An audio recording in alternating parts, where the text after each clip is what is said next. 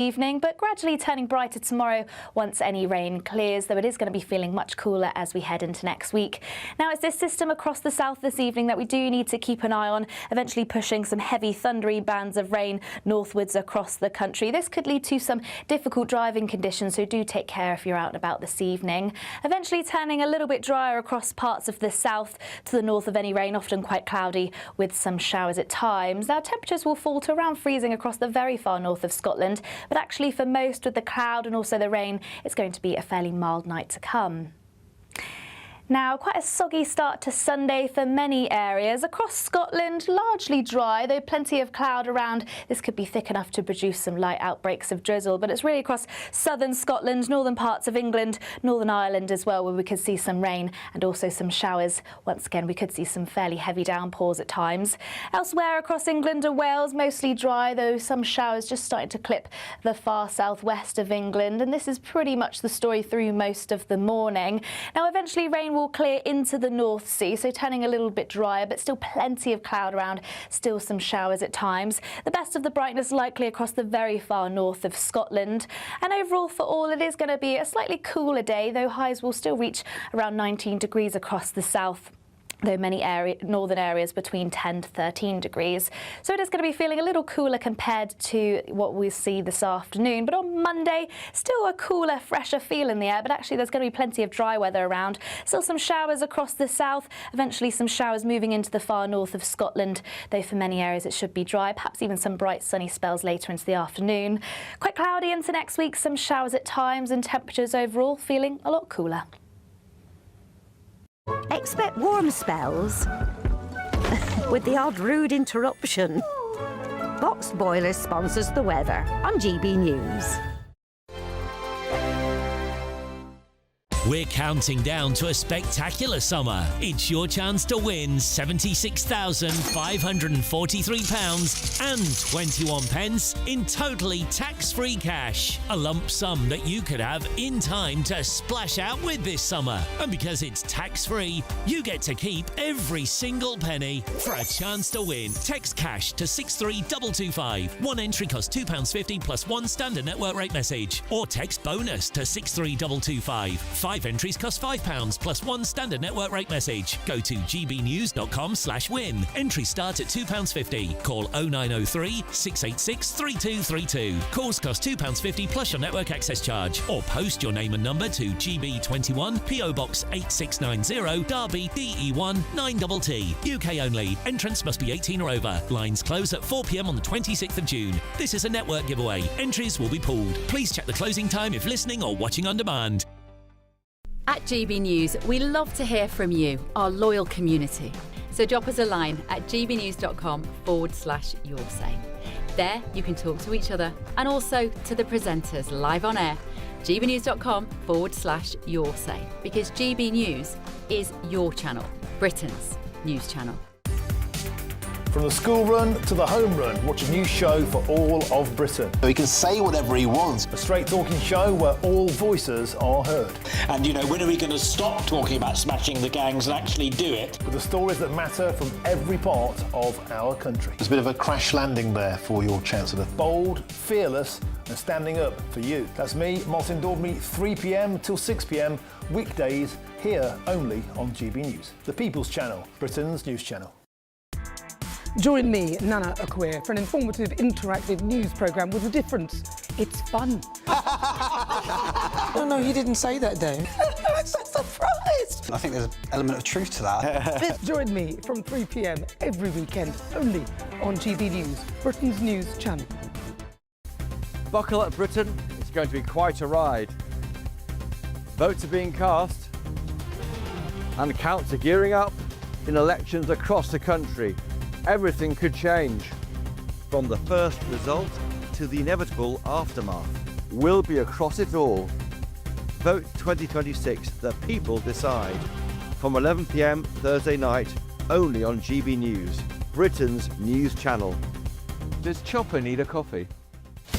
Breaking news, live updates, stories that matter. From the heart of the GB newsroom to every corner of Britain, with our team of dedicated journalists across the UK. GB News bulletins are there to deliver the latest news that matters to you. Bulletins on GB News, the People's Channel, Britain's news channel. The GB News audience is different, it's unique, because they see through the nonsense. We want to debate with each other, we want to listen and maybe learn. We have a chat. That's what we do. We try and have a chat. They'll watch my programme while they're eating their tea, they'll watch breakfast while they're busy getting their kids ready for school. We want to hear what matters to you, what is news for you.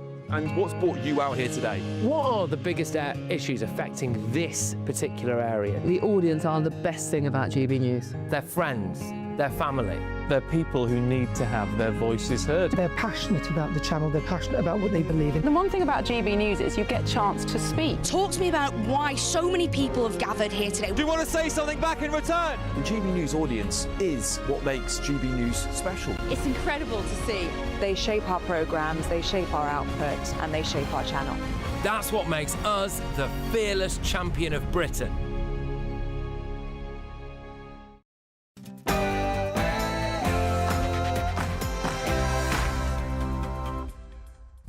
Good evening, it's 9 o'clock. I'm Alex Armstrong. Tonight, Joint Terrorism Analysis Centre has increased the national terrorist threat level from substantial to severe. Right, well, the government wants you to believe that the far right are as serious a threat as Islamist extremists are, and I've got 15 reasons why I think that's a load of rubbish.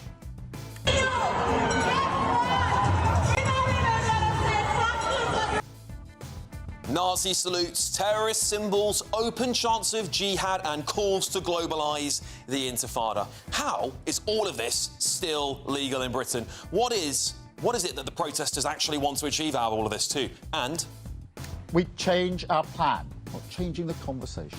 Change and reform are coming. And Keir Starmer is about to fight for his job because multiple leadership challenges, including Wes Streeting and Andy Burnham, are reportedly ready to take him on as early as next week. But despite everything we've achieved, one thing was still missing: our own home.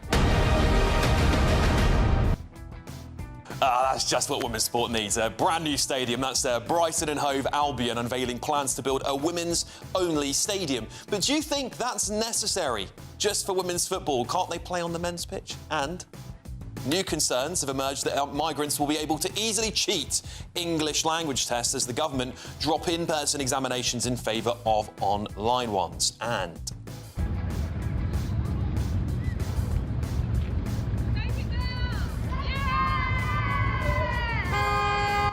yes, and as so-called flag ninjas tear down Union Jacks and St George's flags, while flag raisers are now offering to install free flagpoles on patriotic Britain's homes. Would you take up the offer? Plus, we have to rely on ourselves. We can't rely on outside countries and outside sources. now, this is quite serious because it's the first time since World War II that America is signalling that it's going to be withdrawing up to 5,000 troops from Germany as Donald Trump's spat with the German Chancellor reaches breaking point. Is this the end of NATO? And joining me tonight, political commentator and social media star Emily Hewitson, former Labour Minister Bill Rammell and Reform MP for Romford, Andrew Rosendale.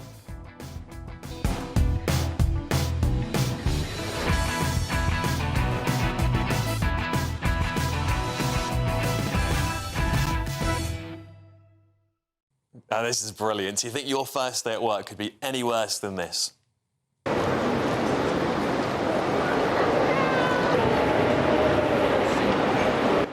First day in the job. It was like me presenting here on the channel for the first time. A huge 2 hours of TV coming up for you, but we're going to get your news first with Aaron Armstrong.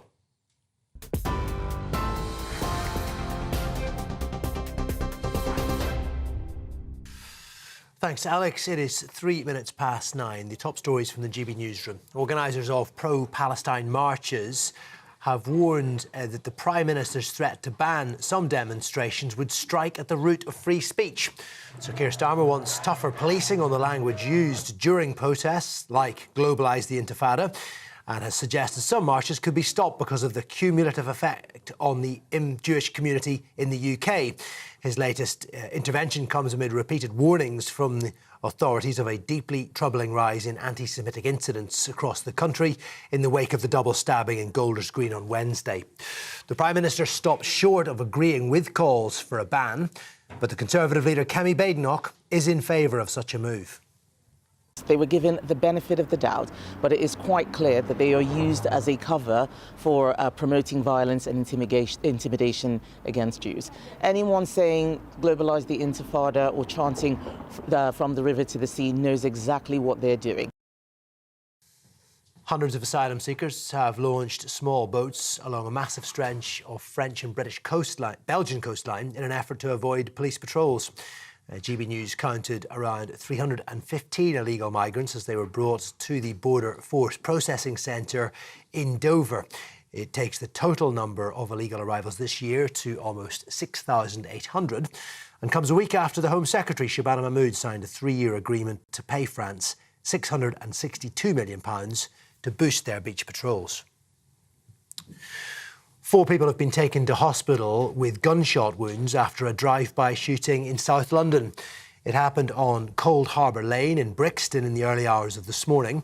Police say a 25-year-old man's in a life-threatening condition, while 3 other men, including a pensioner, sustained lesser injuries. No arrests have been made, and officers are continuing to investigate. Details of Iran's latest proposal to end the war with the US have emerged. It's a proposal that's already been rejected by President Trump. The US president told reporters at the White House yesterday he wasn't satisfied and suggested Iran was making unreasonable demands, but did not elaborate. Well, Tehran has suggested postponing talks on its nuclear program to a later stage of negotiations in return for the lifting of US sanctions. And Iran wants Washington to recognise its right to enrich uranium for peaceful purposes. Iran's also asking for a guarantee that Israel and the US will not attack again and a lifting of the US blockade of the Strait of Hormuz. The Kings left Bermuda after a solo state visit to the British Overseas Territory. A small group of dignitaries, including Bermuda's Premier David Burt, bid farewell to the King as he concluded his 3-day trip. Now, earlier, Charles officially launched the UK Space Agency's Project Nova, which is designed to help track space debris.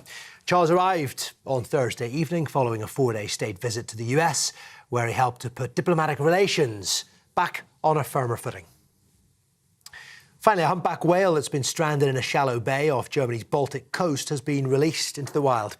The animal, nicknamed Timmy, was observed blowing through its blowhole and swimming freely in what rescuers say was the right direction. It became beached on a sandbank near the city of Lübeck nearly 6 weeks ago. And the 10-metre-long calf was taken to the North Sea on a water-filled barge earlier this week before swimming out to sea this morning. The rescue attempt was funded by 2 multimillionaires, although marine experts say it was inadvisable as the whale appeared to be severely compromised and therefore unlikely to survive. You're up to date for the moment. Now it's back to Alex. Tune into GB News Radio wherever you are. Online, on DAB digital radio, on TuneIn, on Radio Player, on Nation Player and on your smart speaker. Just say, play GB News.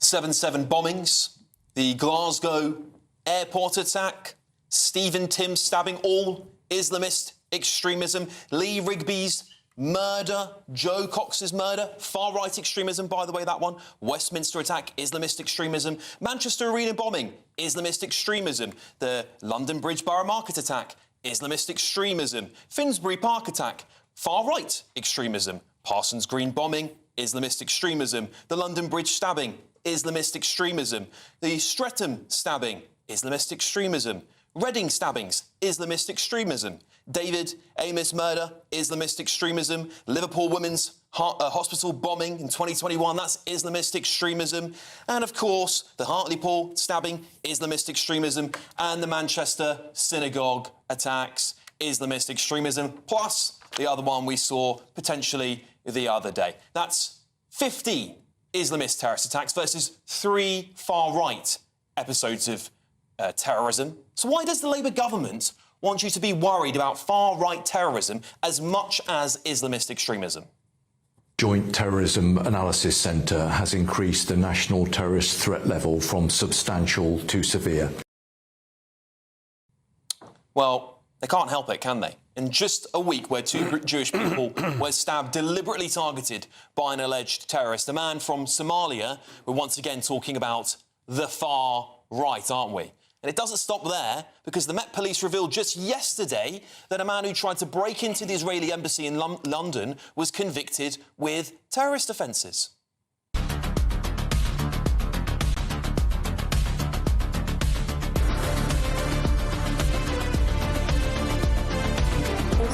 Have you got anything on you that's going to poke me? Stick me? Sorry? I've got my weapons. Where are they? Inside here. Which pocket? Yeah, all of them. All of them. All of them.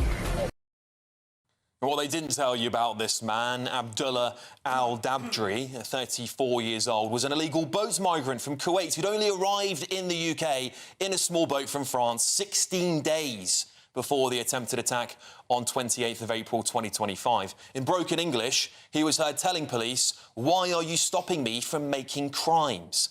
Well, that morning he had messaged his mother, "I chose the path of martyrdom."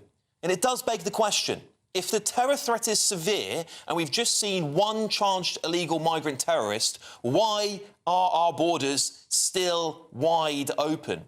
That is 15 Islamist terrorist attacks versus 3 far-right attacks since 2007. We need to stop gaslighting the public. We aren't stupid. We all know that imported and homegrown Islamist terrorism is the real threat to Britain right now, and it's not going to change until our politicians to decide our lives and safety come above their pandering for votes. And by the way, I'm not saying the far right don't exist and that they aren't a threat, but to equivocate the two of them is absolutely ludicrous.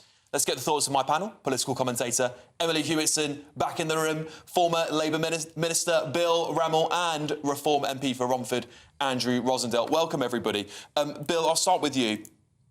I listed off these incidents here because I think I often see politicians talking about the far right, the far right, the far right.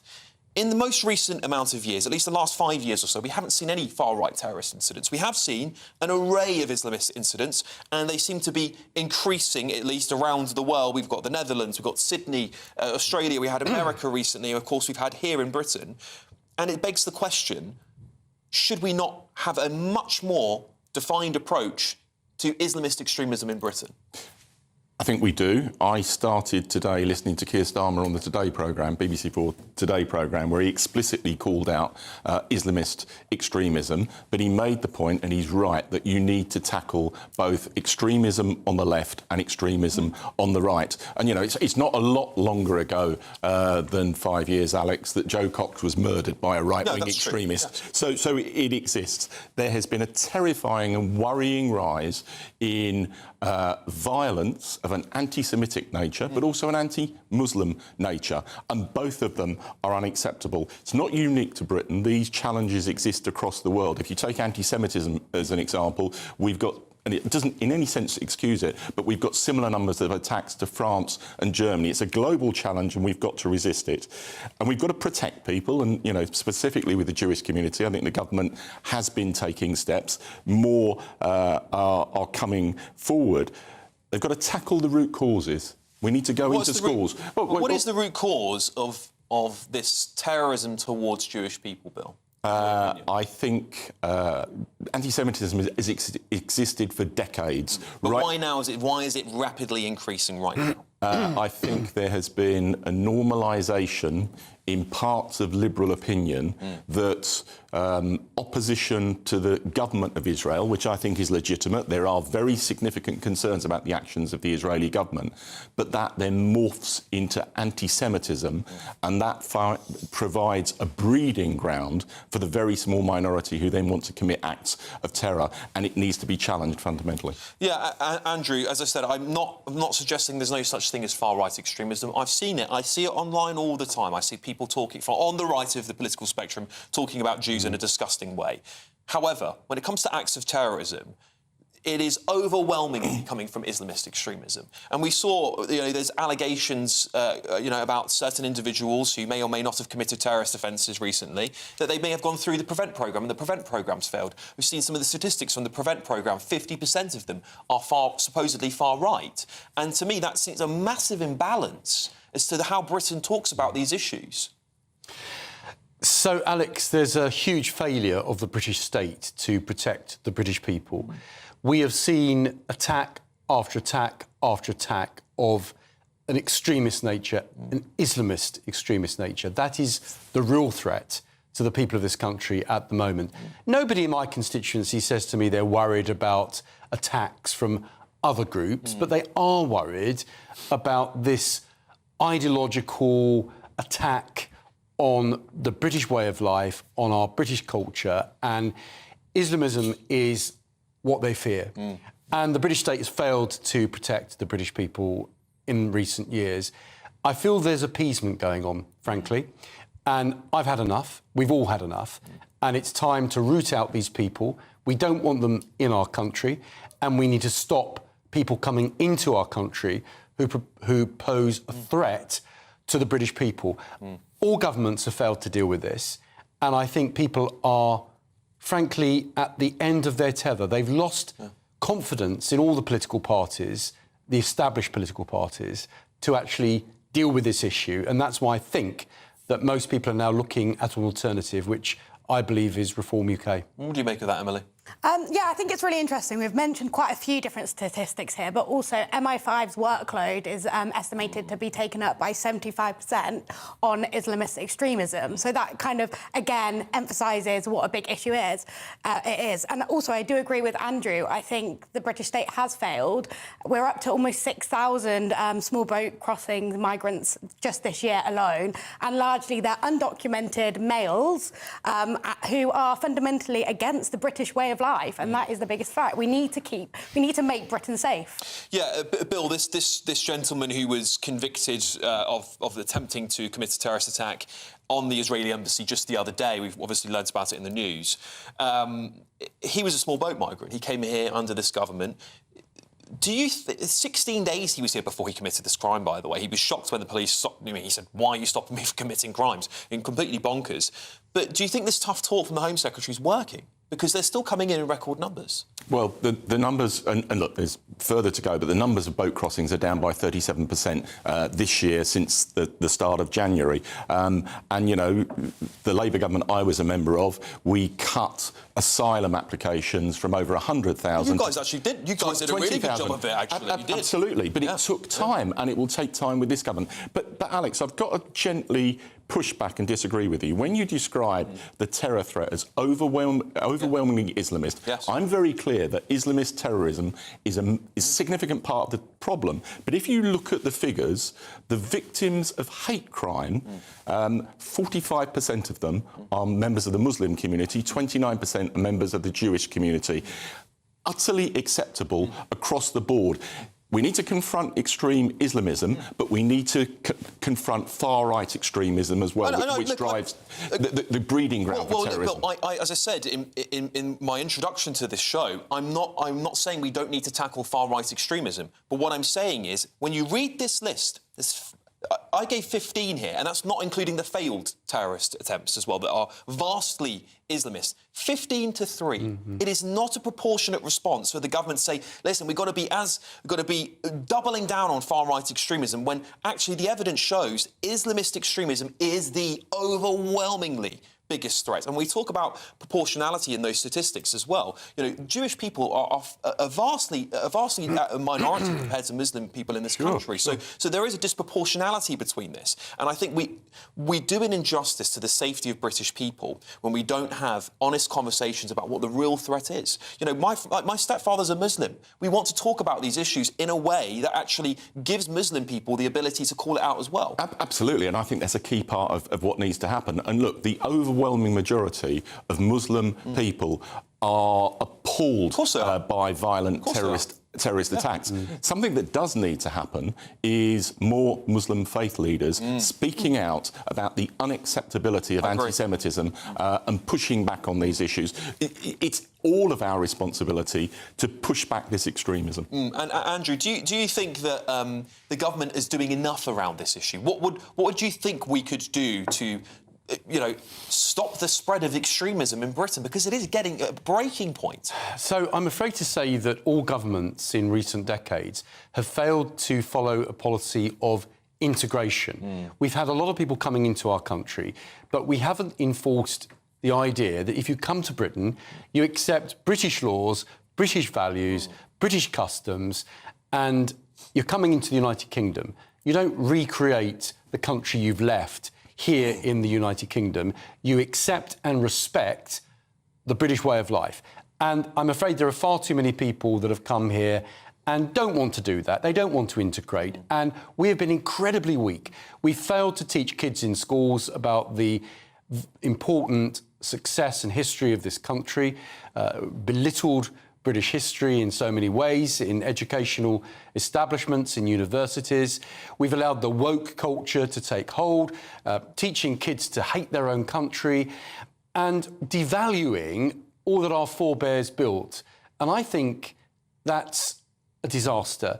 So we need to change that. In our schools, in our universities, in all walks of life, we now need to proudly proclaim the success of the United Kingdom as a nation. And if you come here, you're British, first and foremost. Doesn't mean you disrespect your heritage, the country you may have come from or your forebears may have come from, but it's important that you respect the fact that the foundations of this country are actually of a Christian nature. But we also do need a deterrent. That's one thing that we failed on. The alleged attacker the other day against the two Jewish men, we believe also committed a previous crime against a police officer. And at that point, if you were not born here, we need to start talking about deporting our foreign criminals. And once we have that kind of deterrent system in place... Yeah, obviously, alleged... What we're talking about here is the alleged attack the other day. And deportations are up to a decade high compared to the last Tory government. Obviously, everyone's innocent until proven guilty, but of course we will see how that plays out over the next few months as well. Look, in the meantime, time now for a great British giveaway now. It's your chance to have a spectacular summer. It's a new one, by the way. £76,543.21. Guess what that one is? 7654321 in tax-free cash. Here's all the details you need.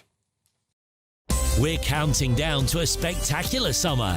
It's your chance to win £76,543 and 21 pence in totally tax-free cash. A lump sum that you could have in time to splash out with this summer. Imagine all the things you could do with that cash. Give the garden a glow up, max out on a new motor, or just make sure the coming year is your year. And because it's tax-free, you get to keep every single penny for a chance to win £76,543 and 21 pence in tax-free cash. Text cash to 63225. One entry costs £2.50 plus one standard network rate message. Or text bonus to 63225. 5 entries cost £5 plus one standard network rate message. Go to gbnews.com/win. Entries start at £2.50. Call 0903 686 3232. Calls cost £2.50 plus your network access charge. Or post your name and number to GB21 PO Box 8690 Derby DE1 9TT. UK only. Entrance must be 18 or over. Lines close at 4 p.m. on the 26th of June. This is a network giveaway. Entries will be pulled. Please check the closing time if listening or watching on demand. Good luck. All right, good luck, everybody. Coming up, could migrants game the system with online English tests? But next... But despite everything we've achieved, one thing was still missing. Our own home. Right, game-changing move for women's football, apparently. But is building separate stadiums progress, or is it bonkers and a step back for equality? That's next on Alex Armstrong tonight.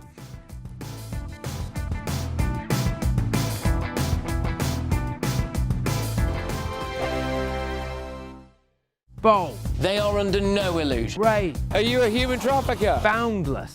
I've had enough of the nonsense, and I'm not afraid to say it. Don't get this on the BBC. Every weeknight, I tear through the headlines. The smell of gasoline. Should we be worried about it? From Westminster madness to cultural war chaos. What I'm going to do now is they are throwing things out the car as we speak. Get ready, Britain. Here we go. Patrick Christie's tonight, weeknights from 9 p.m. only on GB News, Britain's news channel.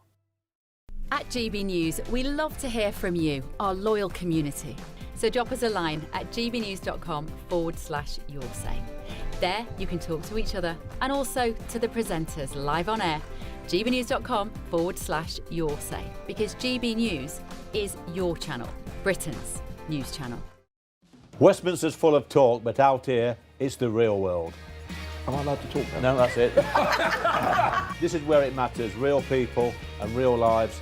That's what politics is all about. In fact, has Trump made a good start?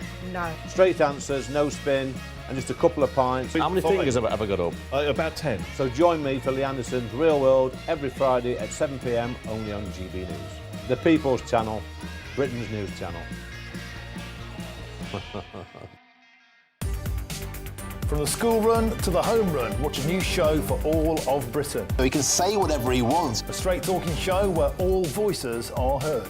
And, you know, when are we going to stop talking about smashing the gangs and actually do it? With the stories that matter from every part of our country. There's a bit of a crash landing there for your Chancellor. Bold, fearless and standing up for you. That's me, Martin Daubney, 3 p.m. till 6 p.m, weekdays, here only on GB News. The People's Channel, Britain's news channel. Hi, I'm Michelle Dewberry and my show is your opportunity to cut through all the noise and dive in headfirst to some robust debates. Ideas clash. Situation, no, isn't it? No, because the failure is you're deliberately avoiding my point. Nothing's held back. And if you think this is the end of it, wait for more. And we do not shy away from the difficult stuff. Sometimes I want to shake people and say, if only you understood. So join me on Jubes & Co weeknights at 6 p.m, only on GB News, Britain's news channel. Westminster, the ultimate clique. And you're fighting like rats in a sack. But here on the Camilla Tominey Show, we ask the questions the establishment media is too scared to ask. OK, let me ask you a straight question, because I know you're a straight-talking politician. Whether it's net zero, illegal immigration or law and order, nothing is off limits. You had the power then. Yeah, as I and say, now you've lost it. That's the Camilla Tominey Show, a politics show that's fearless. But no, let me finish my question if you don't mind, because it is my show. Sundays at 9:30, only on GB News, the People's Channel, Britain's news channel.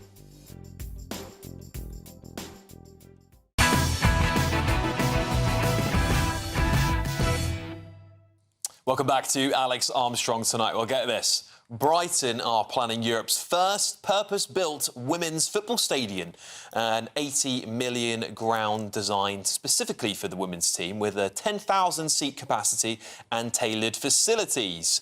The club says it's about creating the right environment, the right size, the right atmosphere and giving the women's game its own identity as it continues to grow. But not everyone agrees. Critics argue that separating stadiums risks sending the wrong message at a time when the push is for equality, not division. So, when I saw this, I just thought, should we build dedicated stadiums for women, or should football be played on a fully shared stage? And joining me now to talk about this is former referee and FIFA instructor Janie Frampton and men's activist Peter Lloyd. Good evening to both of you.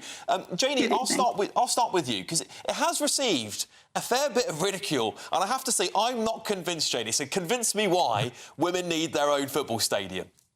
Absolutely, Alex. Thank you very much for having me on. So firstly, about 15 years ago, when we really wanted to grow the women's game, we were keen to get the men's professional clubs to endorse having a woman's arm, which was great, and it worked. The problem we have now is we are still playing second fiddle and we're piggybacking on the man's game. We can't arrange our own sponsorship deals because they might interfere with those of the main club. We take second-rate time on the timing of the games because obviously the men's game gets first refusal. And let's not forget, when you get Manchester City or Arsenal and the big clubs playing at the main stadiums, they fill those stadiums. So it is time now that we got our own identity. All right, Peter, I'll hand it over to you. What do you make of it all? I think it's a feminist money pit with own goal written all over it. As you pointed out in the intro, this stadium's going to cost Brighton £80 million to build. Yet women's football doesn't even break even, let alone make a profit. So where is the money coming from? The male players are having to subsidise it. It's going to be a nightmare financially, but also in terms of consumer demand, there is none. If you look at the average attendance of Brighton women's team at the Super League, the average attendance per game was around 2,300 in a 6,000 capacity venue. So why on earth are they trying to build a venue that's going to see 10,000 people? This is wishful thinking, bordering on delusion. Yeah, Janie, is it a feminist money pit? Is that what this is? Absolutely not. You said earlier, Alex, about equality. This is equality at its best. Why should we play second fiddle to the man's game? This is not the men's game going to fund it. When women's football started to really take off, broadcasters had to take a hit. They had to create a loss leader and focus on women's football, even though they weren't making money. When you fill stadiums with women's football, it is time. I've worked on many, many World Cups where we have filled every stadium in the tournament. And you've only got to look at the two examples in America, Kansas City and Angel City FC, and they have absolutely said it has raised engagement and they could sell more merch and it strengthens the club identity. And even UEFA, FIFA and people like Deloitte support this. So this is not just some sort of ideology. This is absolutely the next step forward. I'm sorry. I'm sorry, but it is. That's exactly what it is. This is like a feminist wet dream. It's, you know, it's not built on reality. It's not built on consumer demand. It's not built on financial success. It's built on ideology. And it's also it's also very, very sexist. They're saying, we are going to build a stadium that's only for women's sport. Can you imagine the Guardian readers foaming at the mouth if it was announced that the stadium just for men's sport was going to be built? It would be endless hysteria. It's always been taken for granted that stadiums are built for men only. That's why women are playing second fiddle to it. So you've got to look at this. You've got to look at this sensibly. If you could just let me finish, because quite frankly, women's football should be playing second fiddle to men's football, because men's football subsidises women's football every single time. Women's football operates at a huge financial loss, and male players, they have to pick up the tab. They have to carry the flag. Male players don't pick up the tab. That is absolute nuts. Of course they don't. The clubs. Who do you think brings in the money for the team? Who do you think brings in the money for the men's team? Hold on. It's the so male players. do women now. That 68% the attendance at grounds has been in the last season. You've got Arsenal playing at home at the Emirates every single game now. Do you think Arsenal would do that if it was going to be a lost leader every single week? Absolutely not. Yeah, they would. You've got to be real about this. No, I am being real Women's about it. football has got every right to grow as has men. Fine. Here's another thing for you. If women's football is so fantastic and so successful and so credible and the demand is really, really there, why don't women build the stadium for women's football? I don't want men building the stadium for women's sports. Get the feminists in, get the women to build the stadium, get the women to subsidise it, get the women to maintain the stadium. I don't want any men being involved in this if it's for women only. How shocking is that statement? Final word to hang on. Janie, have the final word to you. Go on. I'm sorry, that is a shocking statement. That's the most sexist thing I've heard for a very long time. I think the next thing is we need men to have babies. Come on, let's get real here.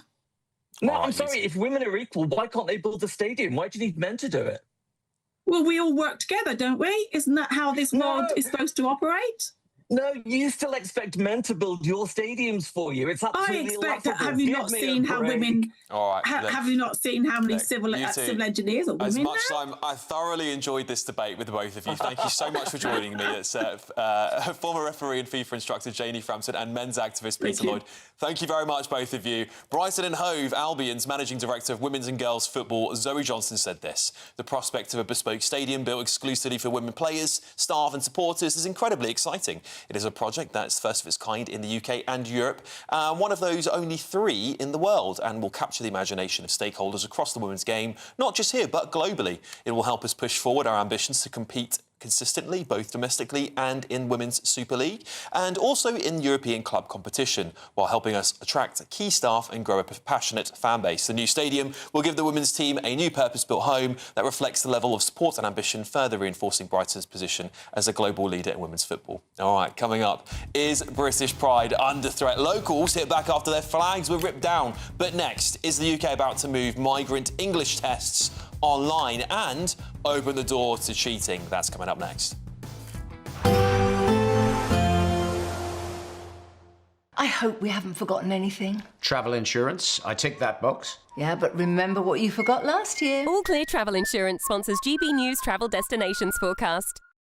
Across western parts of Europe and the southeast, some unsettled weather this weekend. In between for Italy, mostly fine with some sunshine, but an area of low pressure will bring strong winds through the Greek islands, heavy showers and some longer spells of wet weather for Turkey, as well as below average temperatures. And here is some more rain extending across much of France into Spain as well as Portugal. Some lively thunderstorms for France in particular, and that really continues through the start of next week. All Clear Travel Insurance sponsors GB News Travel Destinations Forecast. Hello there, good evening. Welcome to your GB News weather update from the Met Office. A band of heavy thundery rain will push up from the south this evening, but gradually turning brighter tomorrow once any rain clears, though it is going to be feeling much cooler as we head into next week. Now, it's this system across the south this evening that we do need to keep an eye on, eventually pushing some heavy thundery bands of rain northwards across the country. This could lead to some difficult driving conditions, so do take care if you're out and about this evening. Eventually turning a little bit drier across parts of the south to the north of any rain, often quite cloudy with some showers at times. Now, temperatures will fall to around freezing across the very far north of Scotland, but actually for most with the cloud and also the rain, it's going to be a fairly mild night to come. Now, quite a soggy start to Sunday for many areas. Across Scotland, largely dry, though plenty of cloud around. This could be thick enough to produce some light outbreaks of drizzle, but it's really across southern Scotland, northern parts of England, Northern Ireland as well, where we could see some rain and also some showers. Once again, we could see some fairly heavy downpours at times. Elsewhere across England and Wales, mostly dry, though some showers just starting to clip the far southwest of England, and this is pretty much the story through most of the morning. Now, eventually rain will clear into the North Sea, so turning a little bit drier, but still plenty of cloud around, still some showers at times. The best of the brightness likely across the very far north of Scotland. And overall for all, it is going to be a slightly cooler day, though highs will still reach around 19 degrees across the south, though many northern areas between 10 to 13 degrees. So it is going to be feeling a little cooler compared to what we see this afternoon. But on Monday, still a cooler, fresher feel in the air, but actually there's going to be plenty of dry weather around. Still some showers across the south, eventually some showers moving into the far north of Scotland, though for many areas it should be dry, perhaps even some bright sunny spells later into the afternoon. Quite cloudy into next week, some showers at times, and temperatures overall feeling a lot cooler.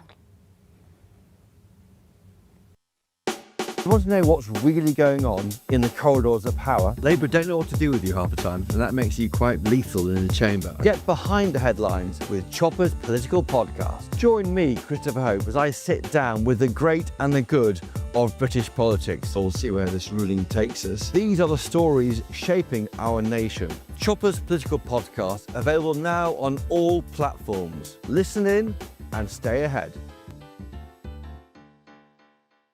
I've been in Westminster for a long time, but I know that though power may be here, its effect on people's lives is across the whole of the country. We may be where rules are made, but it's where they're implemented that matters. Join me, Jacob Rees-Mogg, for forthright and frank discussion on where Britain has come from, where it's going, and where it will end up. That's State of the Nation, Monday to Thursday, 8 to 9 o'clock. Vox Populi, Vox Dei. GB loyalty points are here. They're our way of saying thank you for spending time with GB News. Through commenting on your say, voting in You Decide polls and shaping the debate, you can earn GB loyalty points. Unlock rewards, reach milestones and climb leaderboards. Don't just watch our programmes, come and be part of them. Get started by scanning the QR code or go to gbnews.com/loyalty points.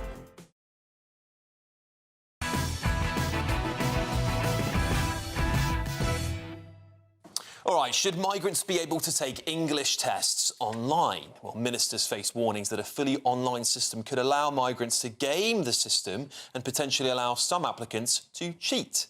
The £800 million plan would allow migrants from up to 150 countries to sit these tests remotely, but this raises serious concerns over impersonation and weak supervision. Well, I'm delighted to say former Independent Chief Inspector of Borders and Immigration, John Vine, is joining me now to talk about this. John, thanks for joining me. Look, at a time when the country's talking about immigration endlessly, it's the top thing that people want to discuss when polled. Is this the right move? Is this going to make it easier for migrants to cheat the English test?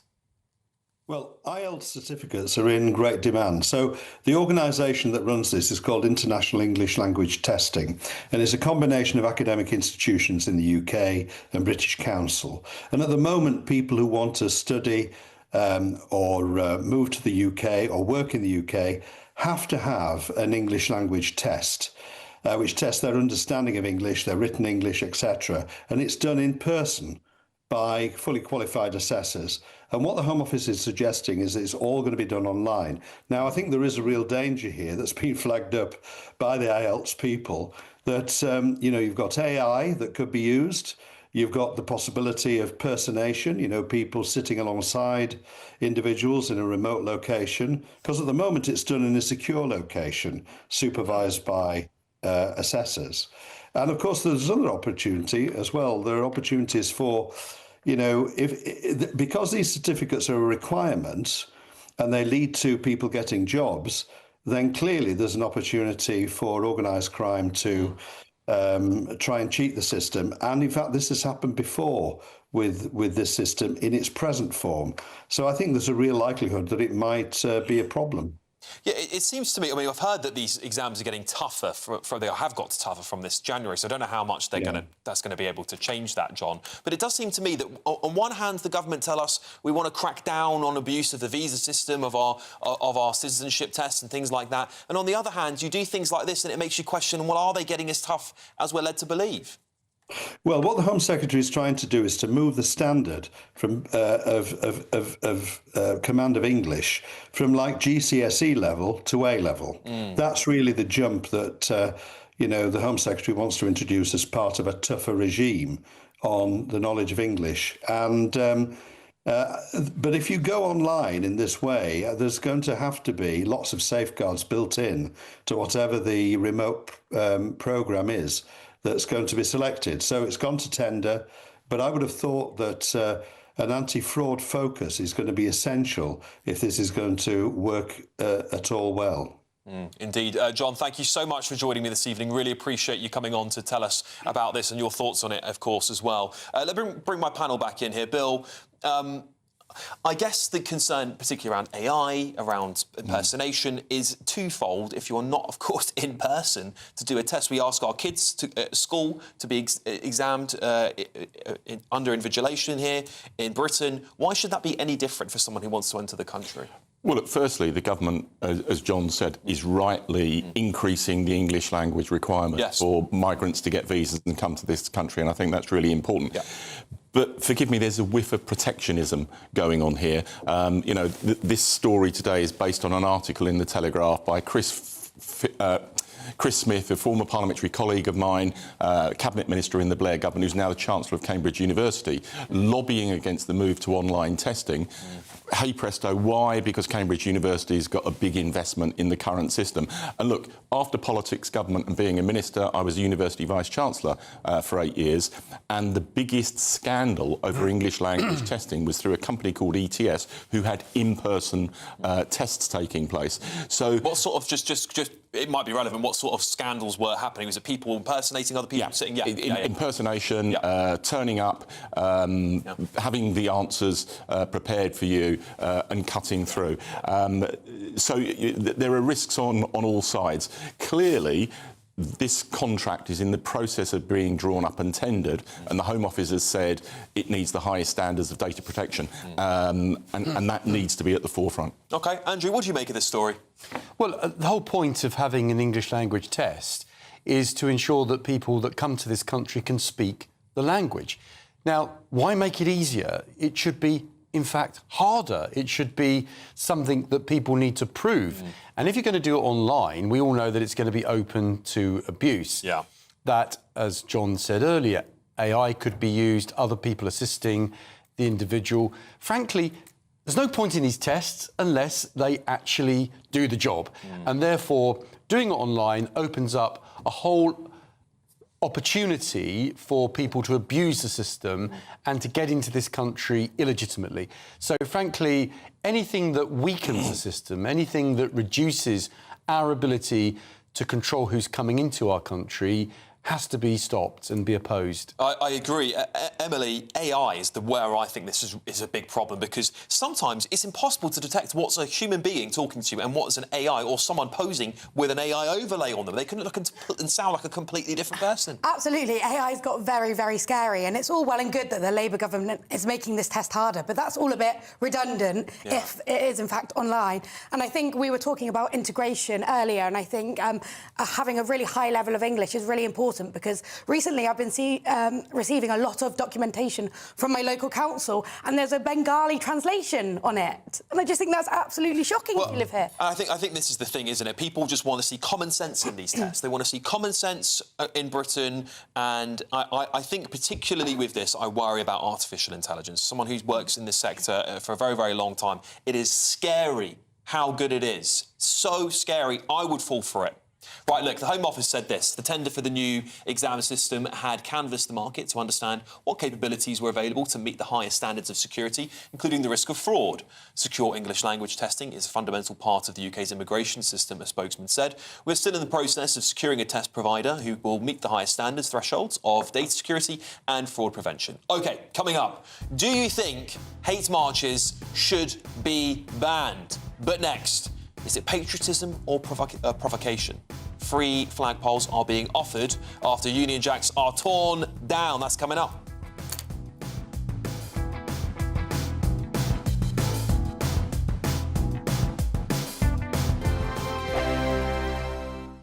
I'm Michelle Dewberry. This is Jubes & Co. with you. Hello everyone, Patrick Christie is here. GB News, Britain's news channel. Access the stories that matter to you.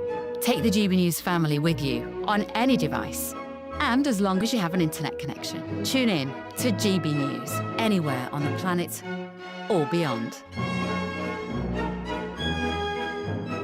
GB News, the People's Channel, Britain's news channel. This is GB News, Britain's news channel.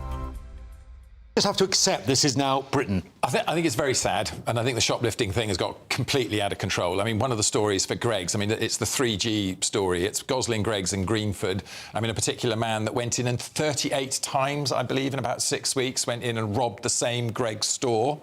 And then, actually, he only went away for he got a 4-month suspended sentence. And I think then you were talking about, you know, Costa and Pret and that, putting in extra cameras, Sainsbury's extra cameras. Body cams. Body cams in Marks and Spencer's, yes. I mean, it's happening right across the board, and I think they have to be taking their precautions. But it's a very, very sad state of affairs we've got ourselves into.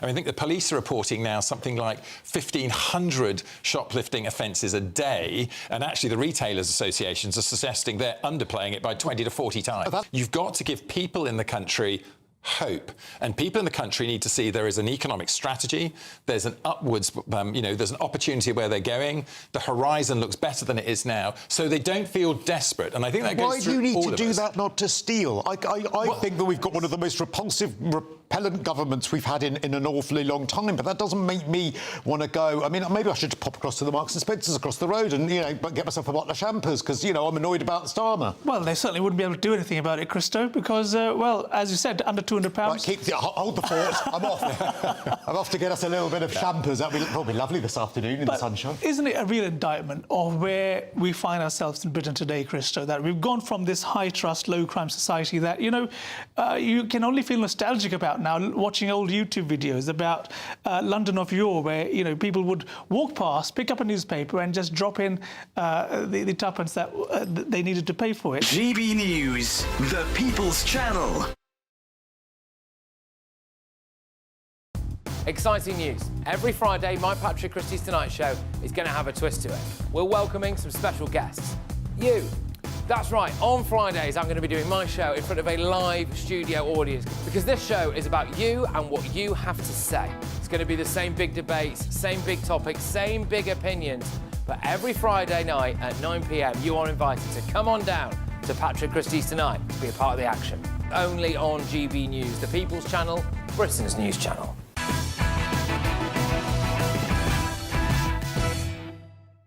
Flag raisers are offering to install free flagpoles on people's homes after Union Jacks and St George's crosses were ripped down from lampposts. Well, one group has said in their area, vandals dressed in black have been tearing down flags at night and even covering some of them with black paint. They say they're fighting back by helping locals fly their flags from home, with donations optional, of course. So, is this harmless patriotism, or has the flag become a politically charged symbol in modern Britain? Well, I know what you lot at home will be thinking, but let's find out from Alan Miller, the co-founder of Together Association. Alan, tell us about this story. It's fascinating. Now, we've got to this point, of course, we've seen many operations around the country when it comes to flags being raised. Lots of different places have been doing it, and now we've got them offering to put them up in people's property, in their gardens, front or back, maybe, as a sign of patriotism.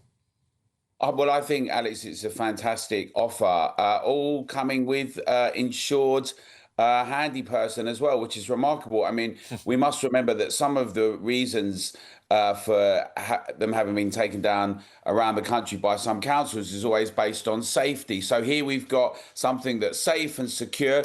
I think the reasons why they have to do it are very unfortunate. I think they're wrong. I think that, you know, pride in the St George's flag and the Union flag is really imperative. The majority of the British public love them and have them. And, you know, we've been told by the people that rule us that, you know what, it's okay at football, but a lot of the time it's the wrong kind of people with the wrong kind of ideas who like these flags, and it sends the wrong kind of message. Very contemptuous, disdainful, and also sort of accusing people of all sorts of things, from racism to prejudice. So I think it's, you know, it's a shame that it's come to this, that a few people have pulled them down, but the majority of people love them around the country, and we've seen that up and down the country, and it's a fantastic initiative. And I think it would be really great, actually, to see lots more of them. And obviously some people can pay for them. They're offering them for those that can't afford them there. You know, I think the thing is that also, you know, there are many other flags that have been promoted around the country by councils and by national governments and cities that are not about the national flag. They've been about particular rights, some which are very divisive, promoting LGBTQ plus with other aspects that many will criticise for a number of reasons, not least some in the gay community and lesbians, because they say that it excludes them. We've had public money and funds from councils paid for things like that. You know, not just flags, but on roundabouts and a range of other areas. So it does seem incredulous. And then when every week we see lots of flags hoisted up and promoted, some that are also from organisations that, you know, state that they've got goals to destroy various people and often chants against Britain. So I think it's really good initiative, and I'd like to see flags flown proudly across the UK, because we've got a question about who we are and our tradition and our culture and our values. And I think that for too long, they've been stamped on and trampled down. I also think, by the way, that's why a lot of people will be at the big rally on the 16th of May, Unite the Kingdom one, because of this very issue. Well, there you go. Thank you so much for joining me tonight. That's Alan Miller there, the co-founder of Together Association. Great stuff. Lovely to see you as ever, Alan. Let's bring it back to my panel. Bill, do you think that there's many people saying that these flags are provoking people? Do you agree with that? Well, look, you should be able to fly the flag, but I think there is evidence that this has been driven to divide people. If you look at the polling evidence, the majority of people, both ethnic minorities and non-ethnic minorities, believe this has been driven by anti-immigrant sentiment and not patriotism. And take my former constituency of Harlow. Southern Way, which is about 3 miles long, there is a flag on every single lamppost. Apart from anything else, I think that's un-British. It's not the way we demonstrate our patriotism. We've had George's crosses daubed on synagogues and churches in a wholly inappropriate way. And there's also the issue that all these flags were put up and they're all going to get old and start looking drab at the same time, and I don't think we want that on a widespread basis. So if you want to fly the flag to demonstrate your patriotism, you fly it. But I think, frankly, the volume and the scale is over the top, and it's been driven in major part by division. Emily? You go to any other European country and what do you see all across their streets? Their flags, and no one has a problem with it. It's only when it's the Union Jack or the St George's Cross, and it really, really annoys me so much. There is nothing divisive about our flag. I feel such a loyalty to it because it really represents me as a British person in this country. It makes me proud, and we should be waving our flags proudly and rule Britannia. Good job we got England matches coming up soon. They'll be everywhere. Andrew? Look, I despair of the left in this country. They've got it so wrong. Their core support is patriotic. The working-class Labour voters love this country. And yet, councils across the land have refused to fly the Union Jack and Cross of St George. That happened in my council under a Labour council many years ago. It is an outrage that we cannot be proud of our country, fly the flag, schools should fly the flag.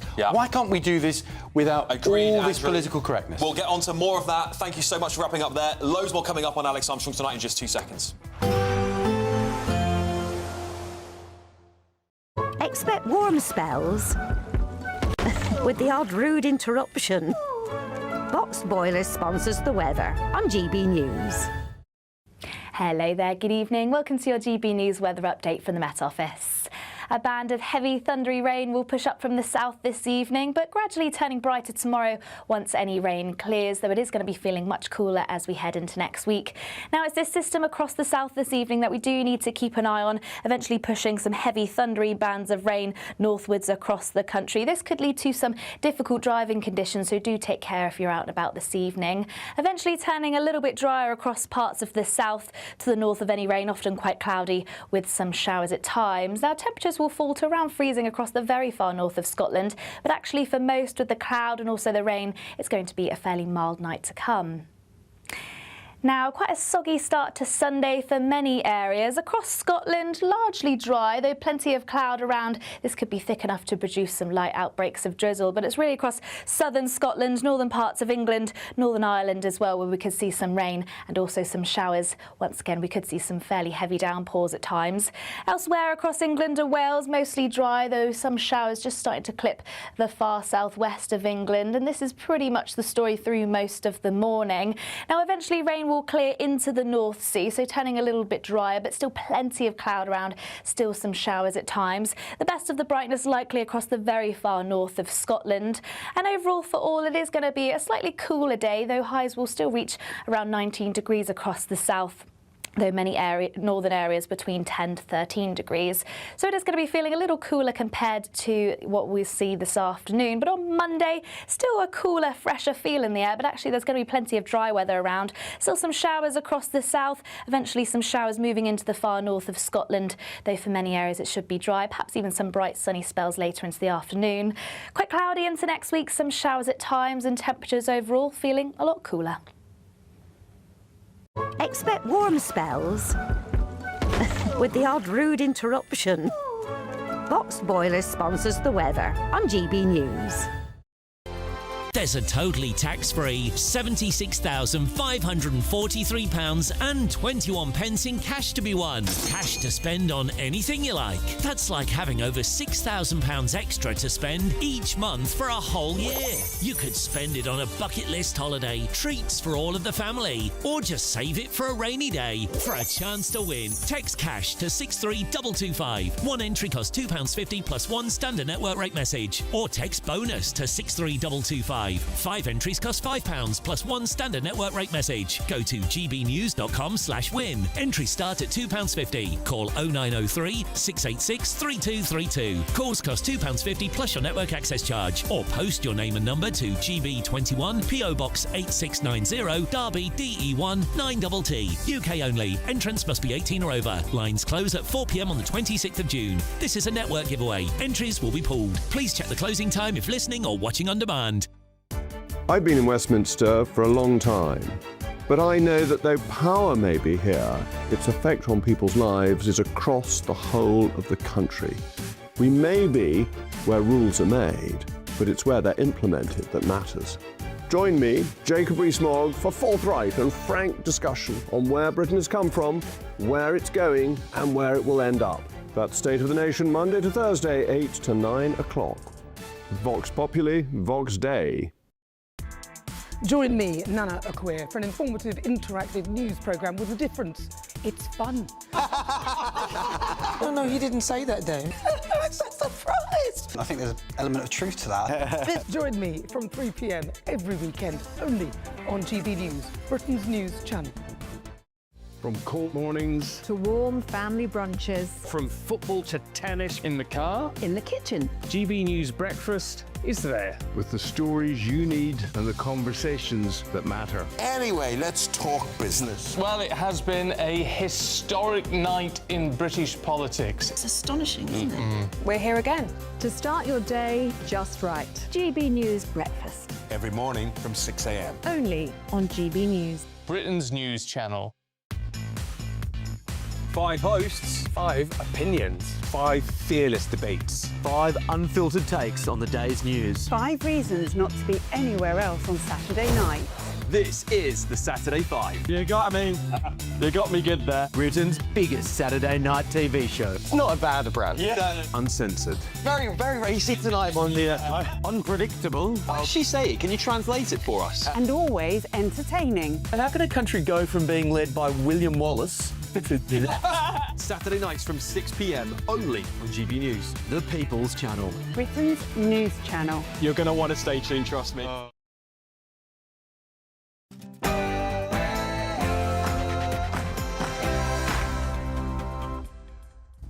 It's 10 o'clock. I'm Alex Armstrong. Tonight.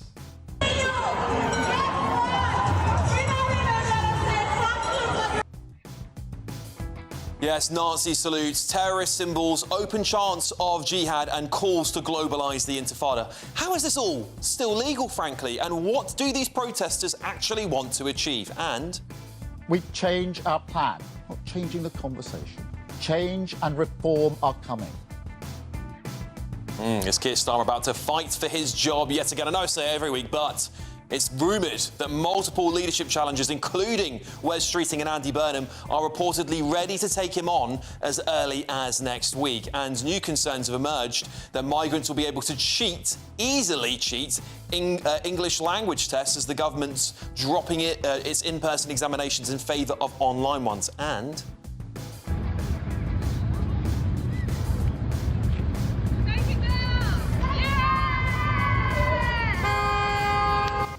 yes, and so-called flag ninjas are tearing down Union and St George's flags, and flag raisers are now offering to install free flagpoles on patriotic Britain's homes. Would you take up the offer also? We have to rely on ourselves. We can't rely on outside countries and outside sources. Well, for the first time since World War II, America signals that it's going to be withdrawing up to 5,000 troops as Donald Trump's spat with the German Chancellor reaches a breaking point. Is this it for NATO? And on the front page of The Express tonight, why the King was ready to help the country he loves. And joining me to talk about all of this and more, political commentator and social media star Emily Hewitson, former Labour Minister Bill Rammell and Reform MP for Romford, Andrew Rosendale.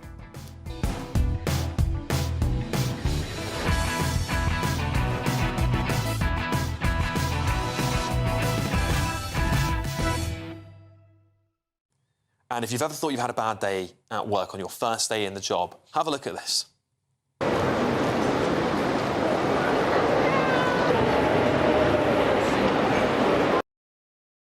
I'll tell you a little bit more about that story shortly. Another massive hour coming up, but first we're going to get your news with Aaron Armstrong.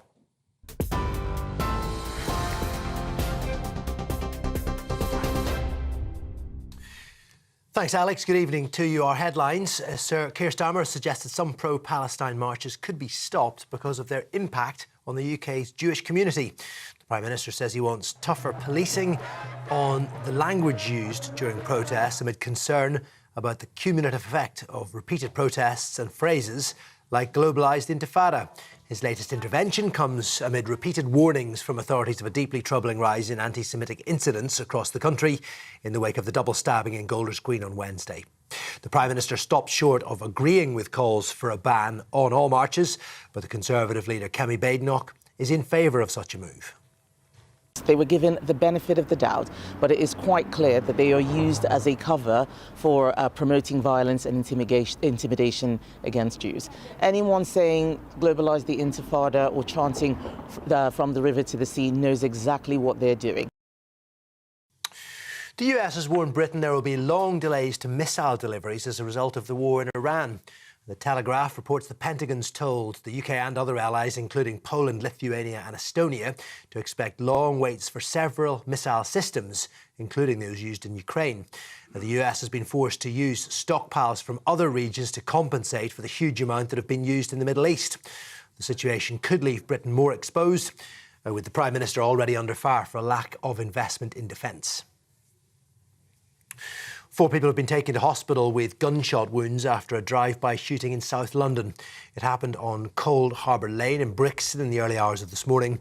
Police say a 25-year-old man is in a life-threatening condition, while 3 other men, including a pensioner, sustained lesser injuries.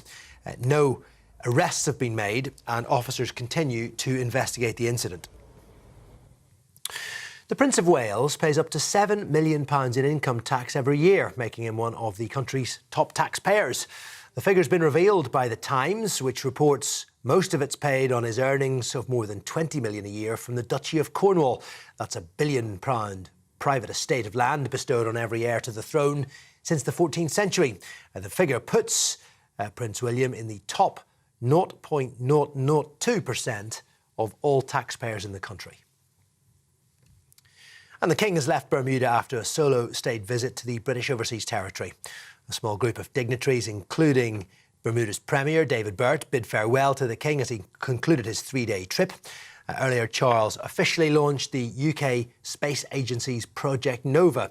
It's designed to help track space debris. Charles arrived on Thursday after a 4-day state visit to America, where he helped put diplomatic relations with the US on a firmer footing. And you're up to date with the headlines. Now, it's back to Alex. Tune into GB News Radio wherever you are. Online, on DAB Digital Radio, on TuneIn, on Radio Player, on Nation Player and on your smart speaker. Just say, play GB News.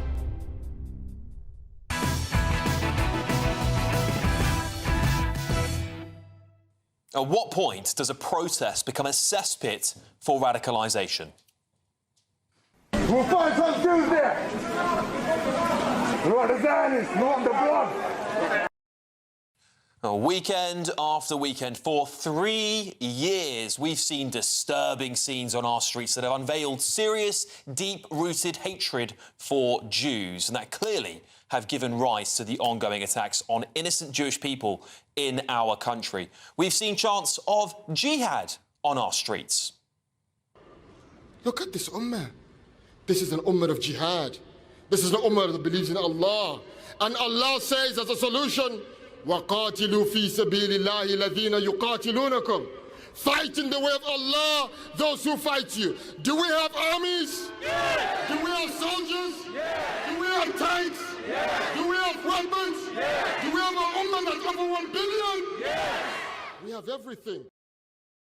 It's truly disturbing stuff, isn't it? And in my opinion, the Met Police have gaslit the British public to believe the word jihad had many different meanings. We all know what these people mean when they say jihad, don't we? Then there's open support for terrorist organisations like Hamas. It's the resistance, isn't it? You know, when the people are subjugated and suppressed, you're going to have rebellion, and you're going to have resistance. And that is what I think Hamas, to me, stands for, really. It is standing for the people of Palestine. We all know, really, that this is, you know, over 75 years of oppression and subjugation and suppression, really. And people are going to obviously, you know, stand up for their rights. And that's what it is. It's fighting for the rights more than anything else. That's my opinion, and that's what I believe in, really. And, of course, Nazi salutes, beheading gestures and spitting.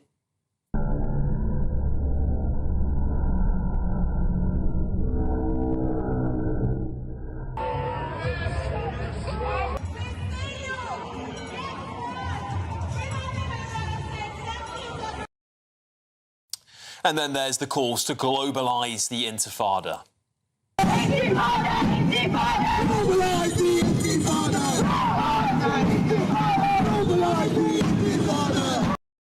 Now, I don't know about you, but I'd argue that the chance for globalising the Intifada means they want global terrorism against Jewish people, which is exactly what has happened over the last 3 years, isn't it? Now, I can hear a lot of people screaming at the TV, what about free speech, Alex? Well, I'd argue these people's right to protest and their free speech has been well and truly observed over the last 3 years. And what is it that the government can actually do to appease them now? The government has recognised Gaza as a state. They've condemned Israel and even signalled it would arrest Netanyahu if he travelled to the UK.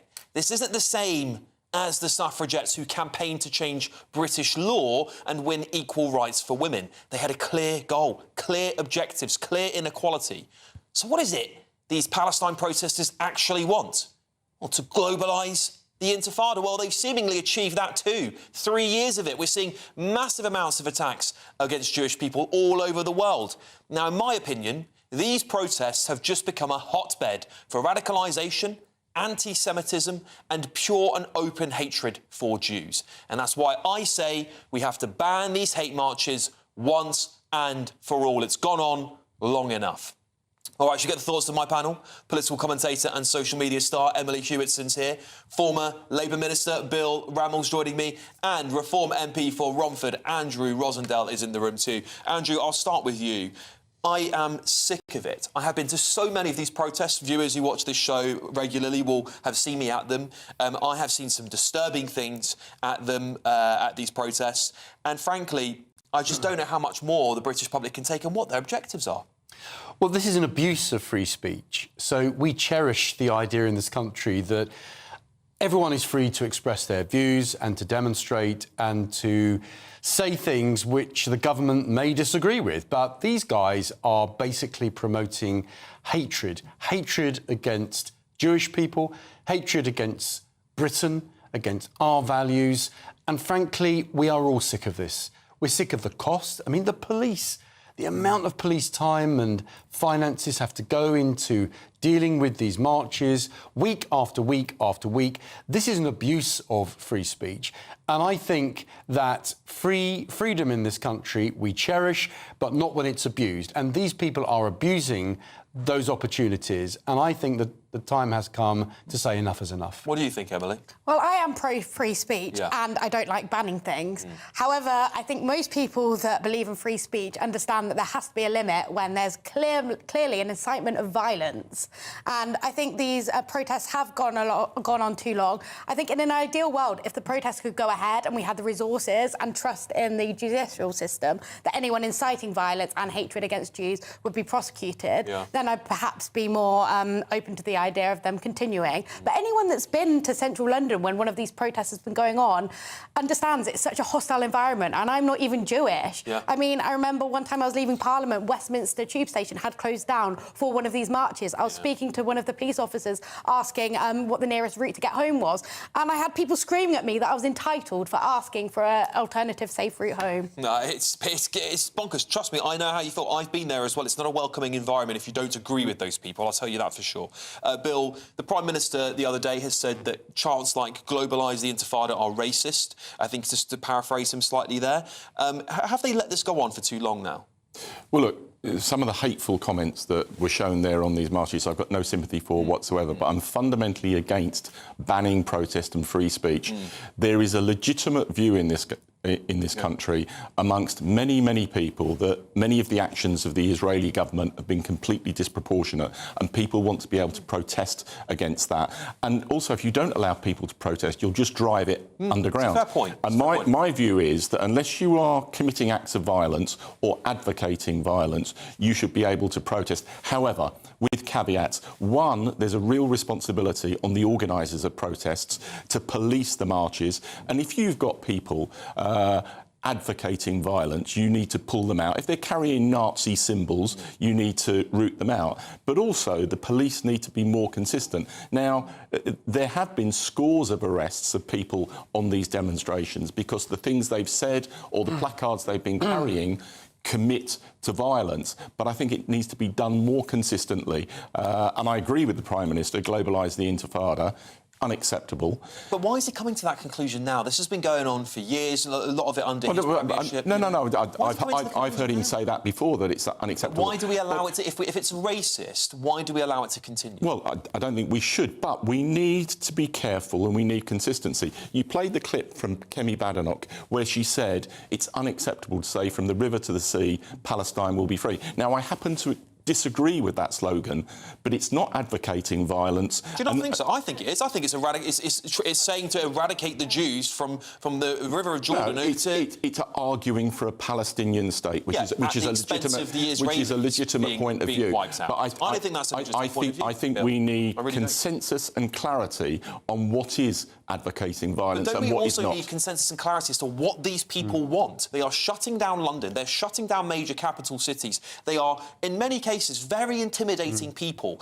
What is it that we can do? You can protest the Israeli government. They aren't here. We aren't the Israeli government. We're the British people. The government's already bent over backwards for them. Well, I've got some sympathy.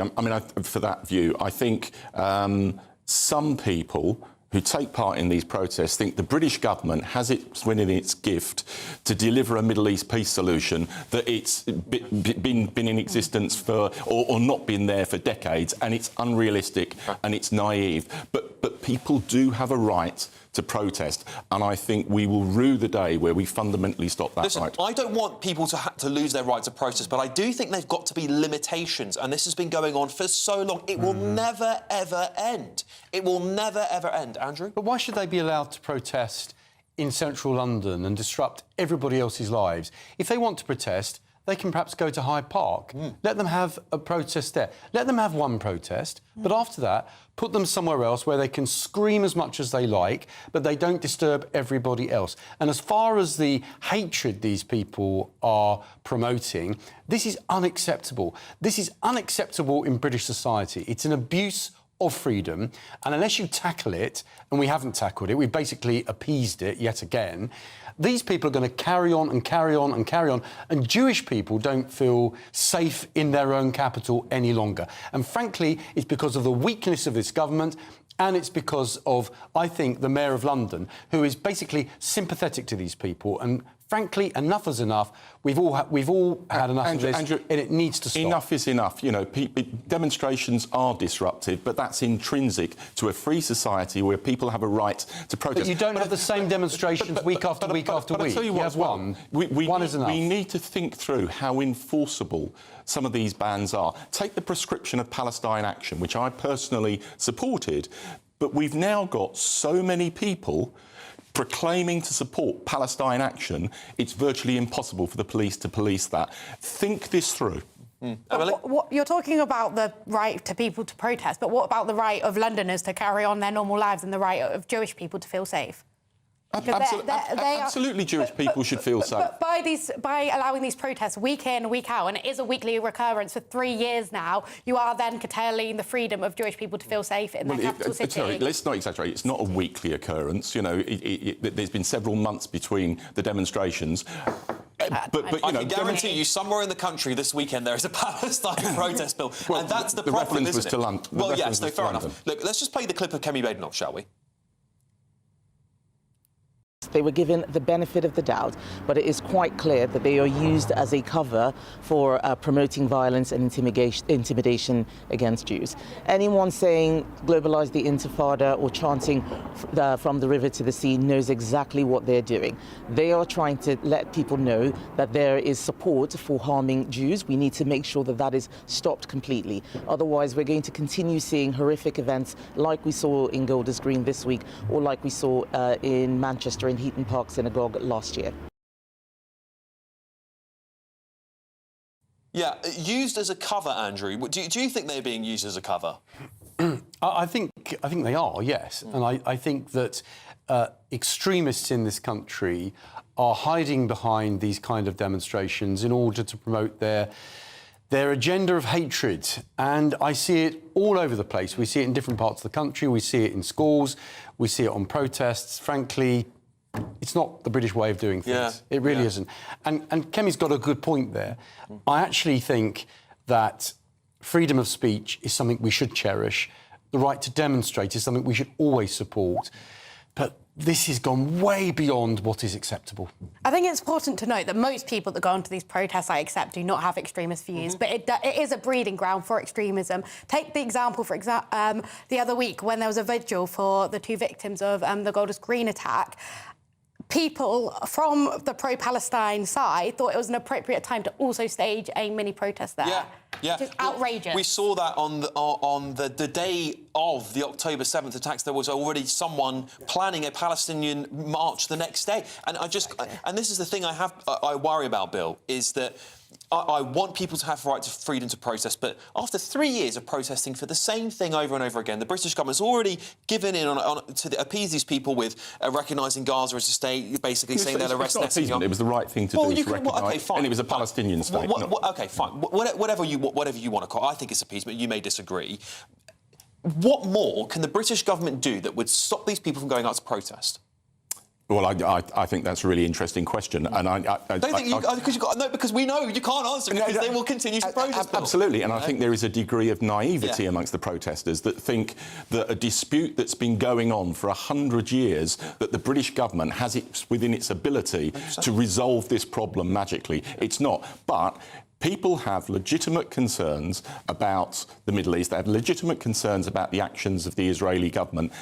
In a free society, you might not agree with those views, but they have a right to protest about it. Again, and I think it's a dark day if we just say we're going to ban it. Totally agree. I do wonder if there was a Tommy Robinson march every single weekend or every month or so, whether the government would have said, do you know what, those far-right lunatics, as they might call them, they've got to go. Well, I speak personally. Go back through my track record, and I've supported the right of people across the political spectrum to protest and go on demonstrations. And there is, frankly, a hypocrisy across the political spectrum. We support free speech and protest when we agree with you. We don't when we don't. Yeah, I mean, look, I've gone out on a limb before and backed these protests, but I think 3 years on, with the amount of terrorism that is facing the Jewish community more and more regularly, I think it's time we do something, and I don't want the blood on anyone's hands, particularly our government's hands, to say they haven't done enough to protect people. But there you go, that's my opinion. The Metropolitan Police states that in regards to the mention of jihad, each incident is reviewed on a case-by-case basis. Whether a matter is referred to the Crown Prosecution Service depends on the specific circumstances and whether there's sufficient evidence. All right, time for a great British giveaway now. It's a brand new one. And it's your chance to walk away with £76,543.21 in tax-free cash. Here's all the details. We're counting down to a spectacular summer.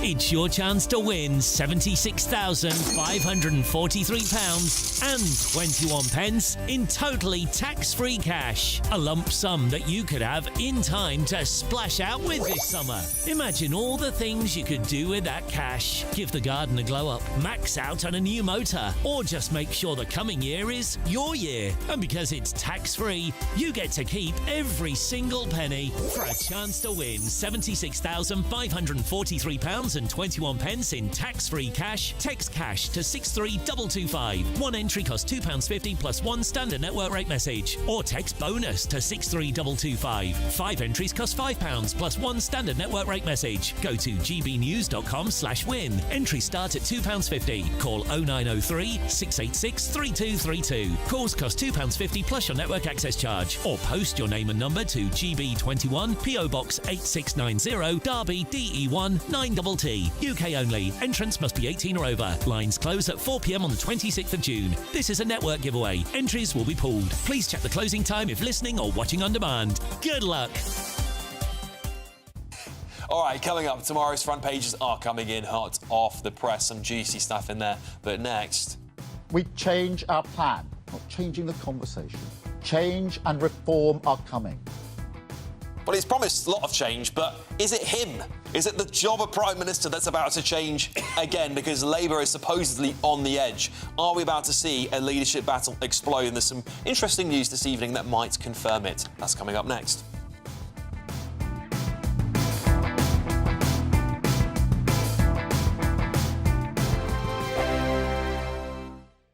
From court mornings to warm family brunches, from football to tennis in the car, in the kitchen. GB News Breakfast is there with the stories you need and the conversations that matter. Anyway, let's talk business. Well, it has been a historic night in British politics. It's astonishing, isn't it? We're here again to start your day just right. GB News Breakfast. Every morning from 6 a.m. Only on GB News. Britain's news channel. Westminster, the ultimate clique. And you're fighting like rats in a sack. But here on the Camilla Tominey Show, we ask the questions the establishment media is too scared to ask. OK, let me ask you a straight question, because I know you're a straight-talking politician. Whether it's net zero, illegal immigration or law and order, nothing is off-limits. You had the power then. Yeah, as I and say, now you've lost it. That's the Camilla Tominey Show, a politics show that's fearless. But no, let me finish my question if you don't mind, because it is my show. Sundays at 9:30, only on GB News, the People's Channel, Britain's news channel. I've been in Westminster for a long time, but I know that though power may be here, its effect on people's lives is across the whole of the country. We may be where rules are made, but it's where they're implemented that matters. Join me, Jacob Rees-Mogg, for forthright and frank discussion on where Britain has come from, where it's going, and where it will end up. That's State of the Nation, Monday to Thursday, 8 to 9 o'clock. Vox Populi, Vox Dei. As soon as it hits 11 and the headlines come in, The late edition brings you the breaking news from all the front pages. because the news is going to happen. So get a head start today. Patrick Christie's tonight, late edition. Alex Armstrong tonight, late edition. From 11 o'clock every night. Only on GB News, the People's Channel, Britain's news channel. Westminster's full of talk, but out here, it's the real world. Am I allowed to talk now? No, that's it. This is where it matters, real people and real lives. That's what politics is all about. In fact, has Trump made a good start? No. Straight answers, no spin, and just a couple of pints. How many fingers have I got up? About 10. So join me for Lee Anderson's Real World every Friday at 7 p.m. only on GB News. The People's Channel, Britain's news channel. Bold. They are under no illusion. Ray, are you a human trafficker? Boundless. I've had enough of the nonsense, and I'm not afraid to say it. Don't get this on the BBC. Every weeknight, I tear through the headlines. The smell of gasoline. Should we be worried about it? From Westminster madness to cultural war chaos. What I'm going to do now is they are throwing things out the car as we speak. Get ready, Britain. Here we go. Patrick Christie's tonight, weeknights from 9 p.m. only on GB News, Britain's news channel.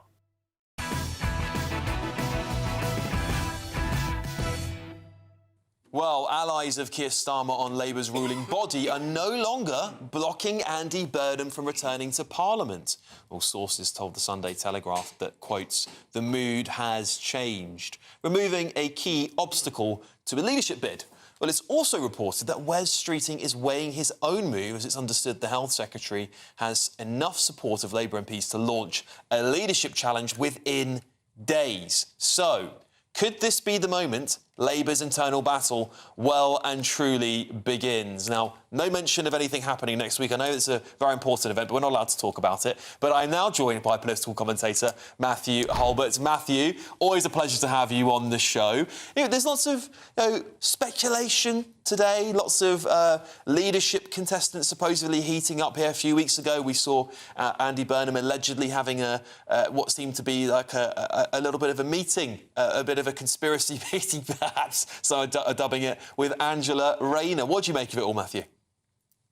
Well, it's really interesting. Great to be with you tonight, Alex. Thank you. Well, I had a little bit of a bird's eye view of a bit of this week, because I and other patient representatives had a meeting with the aforementioned Wes Streeting at the Department of Health, obviously to do with health matters and what some of us as patients or our families have been through. But it was really interesting to kind of watch the guy close up. And I guess my impression is that, look, this guy is clearly very good at politics, and I think he gets the politics of politics in a way that Keir Starmer, frankly, doesn't, and shows no willingness to want to do. We're told that he actually hates the politics of politics. Quite how you can be Prime Minister and hold that view, I don't know. And Wes Streeting gives a very good impression, at least, of engaging with you and, showing concern and wanting to hear what you have to say. So, I think you could charm the birds off the trees. The question is, Alex, can he charm the wider Labour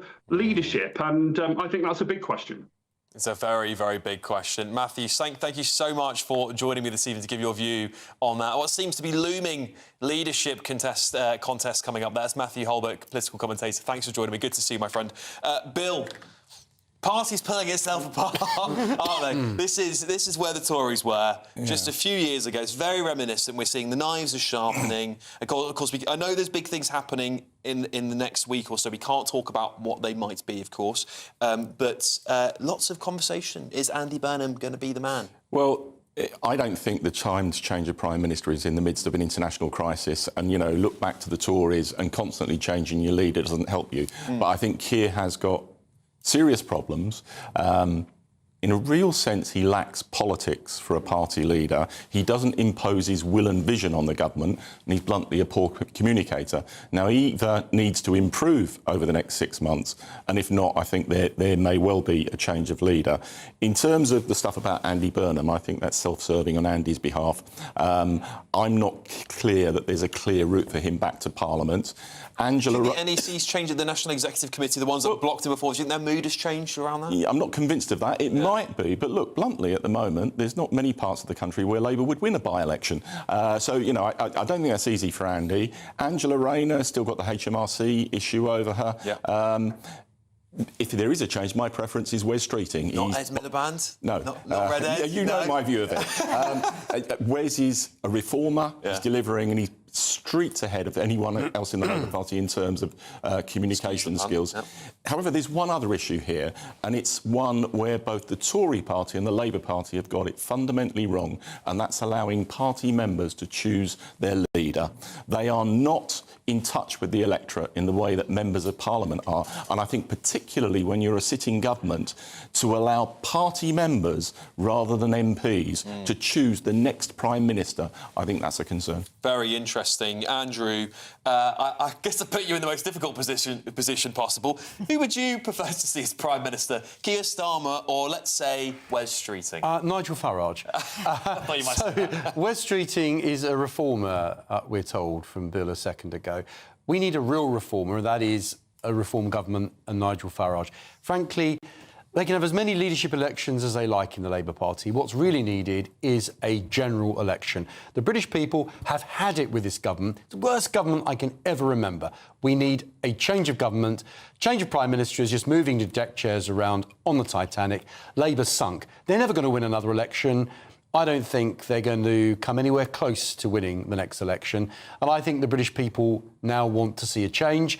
So it's in the national interest that we have a general election. So Keir Starmer should go, but the entire government should go, as far as I'm concerned. Right, I don't believe these two are going to tell me who they prefer to see as Labour Prime Minister, Emily, but will you? Who would you pick out of the bunch? Let's say Wes.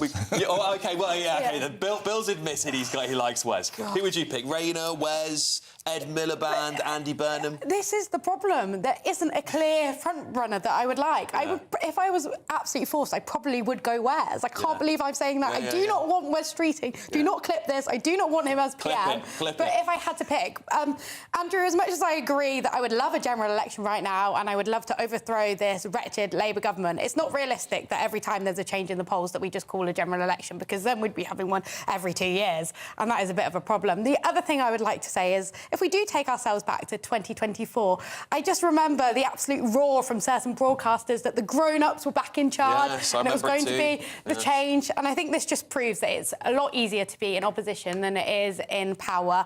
And also, I think it's important to remember, Keir Starmer has never been popular. He got less of the popular vote than Jeremy Corbyn. True, very But also, true. picking up Andrew's point, if there was a general election tomorrow, there wouldn't be a reform government. There would be the most hung parliament you've seen in history, because our politics at the moment, rightly or wrongly, is completely fractured, and you've got 5 parties within a few percentage points of each other. All right, we'll leave it there. Coming up, it's time for your front pages, and the Sunday Mirror leads with this: Farage's numbers don't add up. We'll talk about that very shortly. I forecast a perfect holiday in the sun. Weather looking good then? For sure, and no worries about our travel insurance. All Clear Travel Insurance sponsors GB News Travel Destinations Forecast. Across western parts of Europe and the southeast, some unsettled weather this weekend. In between, for Italy, mostly fine with some sunshine, but an area of low pressure will bring strong winds through the Greek islands, heavy showers, and some longer spells of wet weather for Turkey, as well as below average temperatures. And here is some more rain extending across much of France into Spain, as well as Portugal. Some lively thunderstorms for France in particular, and that really continues through the start of next week. All Clear Travel Insurance sponsors GB News Travel Destinations Forecast. Hello there, good evening. Welcome to your GB News weather update from the Met Office. A band of heavy thundery rain will push up from the south this evening, but gradually turning brighter tomorrow once any rain clears, though it is going to be feeling much cooler as we head into next week. Now, it's this system across the south this evening that we do need to keep an eye on, eventually pushing some heavy thundery bands of rain northwards across the country. This could lead to some difficult driving conditions, so do take care if you're out and about this evening. Eventually turning a little bit drier across parts of the south to the north of any rain, often quite cloudy with some showers at times. Now, temperatures will fall to around freezing across the very far north of Scotland, but actually for most, with the cloud and also the rain, it's going to be a fairly mild night to come. Now, quite a soggy start to Sunday for many areas. Across Scotland, largely dry, though plenty of cloud around. This could be thick enough to produce some light outbreaks of drizzle, but it's really across southern Scotland, northern parts of England, Northern Ireland as well, where we could see some rain and also some showers. Once again, we could see some fairly heavy downpours at times. Elsewhere across England and Wales, mostly dry, though some showers just starting to clip the far southwest of England, and this is pretty much the story through most of the morning. Now, eventually rain will clear into the North Sea, so turning a little bit drier, but still plenty of cloud around, still some showers at times. The best of the brightness likely across the very far north of Scotland. And overall for all, it is going to be a slightly cooler day, though highs will still reach around 19 degrees across the south, though many northern areas between 10 to 13 degrees. So it is going to be feeling a little cooler compared to what we see this afternoon. But on Monday, still a cooler, fresher feel in the air, but actually there's going to be plenty of dry weather around. Still some showers across the south, eventually some showers moving into the far north of Scotland, though for many areas it should be dry, perhaps even some bright sunny spells later into the afternoon. Quite cloudy into next week, some showers at times, and temperatures overall feeling a lot cooler. From cold mornings to warm family brunches. From football to tennis in the car. In the kitchen. GB News Breakfast is there with the stories you need and the conversations that matter. Anyway, let's talk business. Well, it has been a historic night in British politics. It's astonishing, isn't it? We're here again to start your day just right. GB News Breakfast. Every morning from 6 a.m. Only on GB News. Britain's news channel. You want to know what's really going on in the corridors of power? Labour don't know what to do with you half the time, and that makes you quite lethal in the chamber. Get behind the headlines with Chopper's Political Podcast. Join me, Christopher Hope, as I sit down with the great and the good of British politics. We'll see where this ruling takes us. These are the stories shaping our nation. Chopper's Political Podcast, available now on all platforms. Listen in and stay ahead.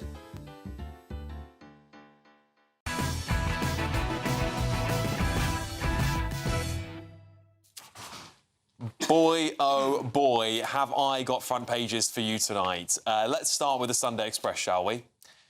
Why the King was ready to help the country he loves. The Mail on Sunday.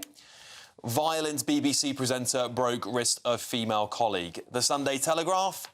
Burnham wins over Labour's ruling body. This is the one. I've just been cracking up about this in the break. Sunday Mirror. Farage's numbers don't add up. Guess who's on the front page? She can't help herself. It's Carol Vorderman. I think Nigel Farage lives rent-free in her head. It is hilarious. And leading the GBNews.com website tonight, Keir Starmer strikes back at Labour leadership mutiny and urges party colleagues to remain united. More than 300 small boat migrants launched from France and Belgium to avoid police beach patrols. And Brixton shooting. There is a man fighting for his life and 3 others are injured as police launch major manhunt. Let's get to my panel. Listen, I can't help myself. I have to start with the front page of the Mirror. And look, let me just read some of what Carol's gone on about here. I mean, it's borderline obsessive at this point, I think, her obsession with reform and Nigel Farage. She said this: I absolutely loathe reform. I loathe them to the very cell of my being. Sounds like a normal person, doesn't it? All they want is division, and they lie. The scale of the hypocrisy is insurmountable. I mean, this is a front page from the Daily Mirror, which basically seems like a party political ad for Carol Vorderman. Andrew, obviously you're reform. What do you make of this? Well, I don't think anyone's interested in what Carol Vorderman says. I mean, who is she? She's never been elected to anything. What right has she got to pontificate in the way that she does? We've heard her go on for a long time attacking anyone on the right of centre in politics. Frankly, I'm not interested in her views. I'm interested in what the British people think. And the British people are not happy with this Labour government. I think they actually like what Nigel Farage and Reform stand for. And I think we're going to see that in the future. And I think the Reform UK will be a party that will make headway. And I think the Labour Party, frankly, they're done, in my view. They really are. It's interesting you talk about Labour because, from what I can recall, Emily, didn't Carol make her entire thing in the last general election about trying to get people to vote for Keir Starmer and the Labour Party? She was a big supporter of Starmer, and then all of a sudden, within like 2 or 3 months in, she went, uh-oh, I messed up here. Exactly, and many people have made the same mistake, actually. But it's actually quite sad to see, because I remember when I was younger watching Carol Vorderman on Countdown, and I quite liked her. But what has happened over the years is she's become completely deranged, and it is quite sad to see. However, taking Carol out of the headline for a second, Farage's numbers don't add up. The only thing I will say is, despite being very supportive, naturally, of reform and their policies, they do have a bit of an issue when it comes to fiscal responsibility. OK, yeah, it's a fair point. It's a fair point.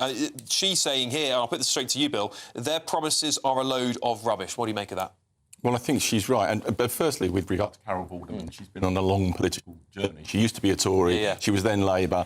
She's now bashing reform. I think her core point that actually reform, when they were elected, and they now control a number of councils across the country, committed to tax cuts. The council tax is going up significantly in all of the reform-led councils. And I think the other point she focuses on, rightly, is, and Andrew, I hear what you're saying about this huge popularity for Nigel Farage. He's actually probably the most divisive politician in Britain, and for every one person he attracts, he repels 2 others.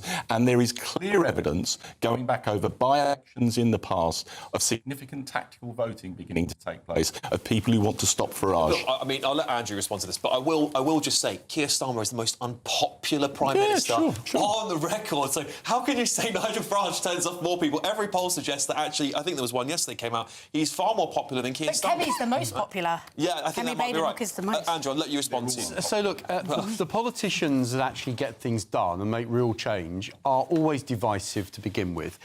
They always challenge what needs to be challenged in order to get a better outcome. Margaret Thatcher did that. Margaret Thatcher absolutely changed this country for the better. So a lot of people don't agree with Nigel Farage, but actually he understands what needs to be done and he knows it's going to be difficult. Yeah. But hopefully when he's there, he will do the right thing for this country. Okay. He's not a career politician. He's actually there because he loves his country and wants to see real change. All the other political leaders are not confronting the real issues. He's the only one that is. Well, not a career politician. He spent the last 20 years in politics. I'll let you come in. Go on. Will we see evidence of how Farage will fund all of his policies in due course? No. Because it is giving me reminiscence of Corbyn's magic money tree, unfortunately. Yeah, look, every party in government has to ensure that they balance the books, that they're spending what can be afforded.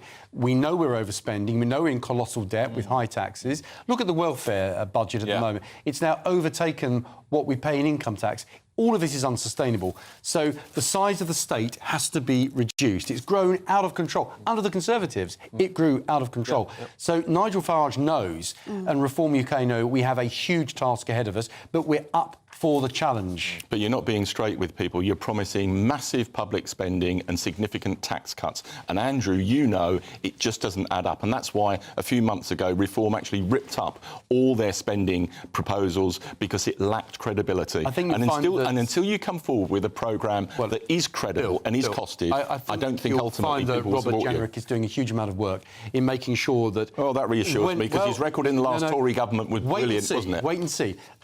Reform is serious. They realise this country is in a very deep hole, and we want to ensure that we bring this country back to a better place. Robert Jenrick is working extremely hard to put this in place. Long way to the election yet. It's going to be at least 2 or 3 years potentially. We've got time. All parties will work on their manifestos, but Robert's doing the job. But you're saying you want a general election tomorrow? I'd love one. Robert Jenrick working hard. Wow. There's not going to be one. This is the guy as immigration minister who let immigration rip. You think he's got credibility where he's now turning his mind to fiscal matters? Look, I think not. I think that the last Conservative government, of which Robert was part of, but he resigned, of course. He resigned from Rishi's government because they failed to take the action celebrated the opening of hotels for migrants. But you're not giving him the credit for everything he's done since. He left that government, he criticised Rishi Sunak, and since then he has joined Reform UK and is standing on a very strong platform of dealing with the immigration issue, which the Conservative government failed to do, despite promising at every general election to do that. Emily, do you think the Tories will be able to recover their image? So they used to be the party of fiscal responsibility. And I can't really talk much about broader politics right now, but do you think they can recover their image? The one thing I will say is I think Kemi is being quite cautious on what she's promising compared to a lot of the other parties. There's lots of easy wins by promising certain things. But I think Kemi is actually being a bit cautious. She knows that there's a long way until the general election, so I think she's biding her time a bit. But that is something that the Conservatives need to get back, because that was always one of their biggest pulling powers, the fact that they were good on the economy. But that's just, unfortunately, one of the reasons I can't support Reform right now, because they lack that kind of fiscal responsibility. But maybe they can prove that in the next coming years. All right, well, look, there you have it. Big discussions on the panel about politics. I can't wait for the next 2 weeks to be over, the next week or so to be over, so we can let loose on all this stuff. Look, more front pages are on their way to you. The Sunday Times reveals this £7 million income tax bill for Prince William. I thought he didn't pay tax, but we're about to find out why.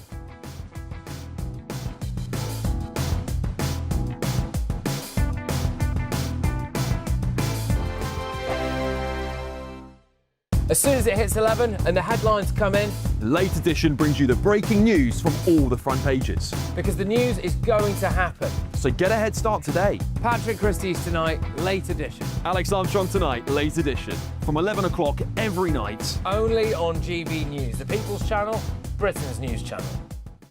This is GB News, Britain's news channel. Well, I think you're quite right. He's desperate. But, of course, he made a terrible mistake going to Ukraine just on the eve of his father, undertaking probably the most delicate visit of his reign so far to Washington on Monday to somehow criticize President Trump.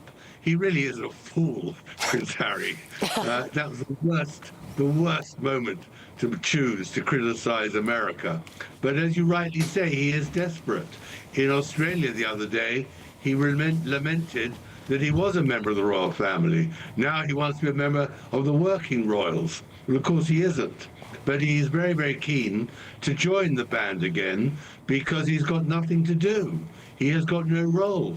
He suddenly finds himself pretty destitute in California, so he is very keen to make a mark, and so he takes himself off to Ukraine to embarrass his father at the most sensitive moment of the British diplomatic calendar.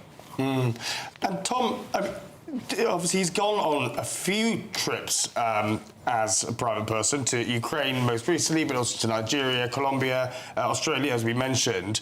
On that trip to Australia, he was asked whether he felt unshackled, and he said that he did, and he felt empowered to speak truth to power. And what are these trips saying about the way he's sort of trying to be a half in, half out royal? Is that ever going to work? No, of course it's not going to work, and of course he's done huge damage with his autobiography Spare. And as I showed in my recent book, Betrayal, his trips, as you mentioned, to Colombia and to Nigeria were calculated to embarrass his family. GB News, the People's Channel.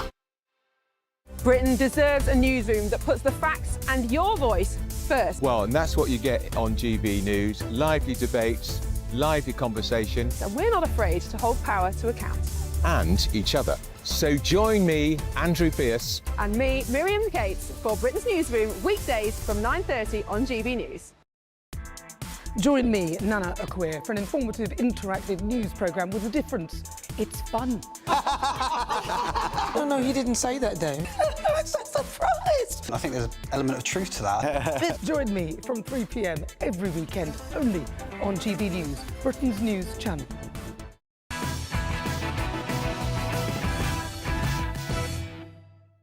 All right, I've got some more front pages for you. Should we start with The Independent? Row over Starmer's call for ban on Palestine protests. Of course, we've been talking about that tonight, haven't we? Should we, shouldn't we? Let me know what you think on your say. The Sun on Sunday.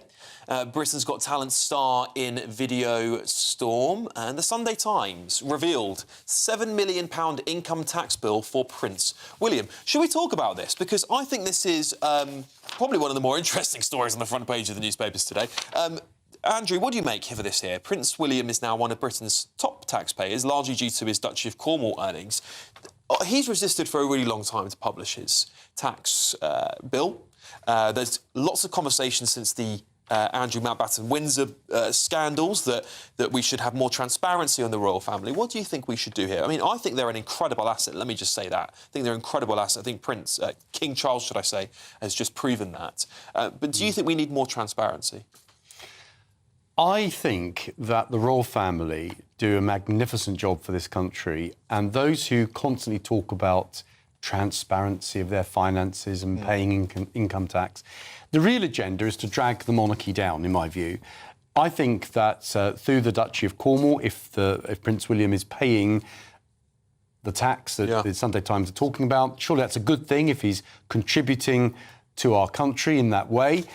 But frankly, I don't believe that the people talking about these issues are really bothered about what tax he pays. What they're really bothered about is undermining the royal family. Yeah. There is a Republican agenda going on here, and we should resist that, because during these very difficult and traumatic political times, the one thing that's consistent in this country is the monarchy. That's held us in good stead for many, many centuries, and we should defend the monarchy and not let the Republicans who exist in a lot of our state institutions, I have to say, and the media, not GB News, of course. Yeah, absolutely. Because you play God Save the King every morning. So not GB News, but remember the BBC abolished the national anthem at the end of the day. So I think we need to support the monarchy, and I take my hat off to Prince William for the contribution he makes to our country. Yeah, and Emily, he doesn't have to do this, does he? He doesn't have to do this. There was an agreement with Queen Elizabeth II and the Treasury in 2013. The monarch is not legally liable for income tax, but he's clearly choosing to pay. Exactly.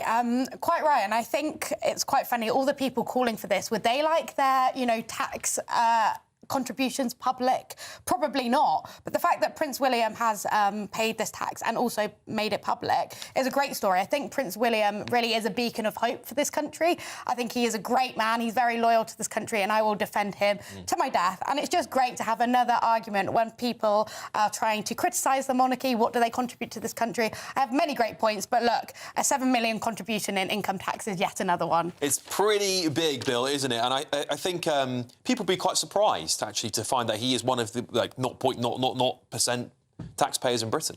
Yeah, well, look, as a teenager, I was a Republican. I fairly soon afterwards became what I would describe as a pragmatic monarchist, because I think the alternatives are worse. But we live in a different era, and the monarchy, and I think he recognises this, has got to modernise. Yeah. This is a significant development. You know, the Queen resisted for donkey's years giving details about her tax affairs. I think the royal family does need greater transparency, and we need a level playing field. You know, OK, he's paying this income tax. The royal family is still not subject to inheritance tax in the way that everybody else in the country is, and I think that needs to change. Well, I think we should just abolish inheritance tax, to be honest. I think it's complete robbery. Say abolish the monarchy. That was a 360. Andrew, what do you I agree with that. Inheritance tax is theft. You're paying tax on tax that's already been paid. I think inheritance tax should go. In fact, the Conservative government promised to do this under George Osborne, I think, and it never happened. So I think that the monarchy, the contribution they make, and this is another example, is enormous.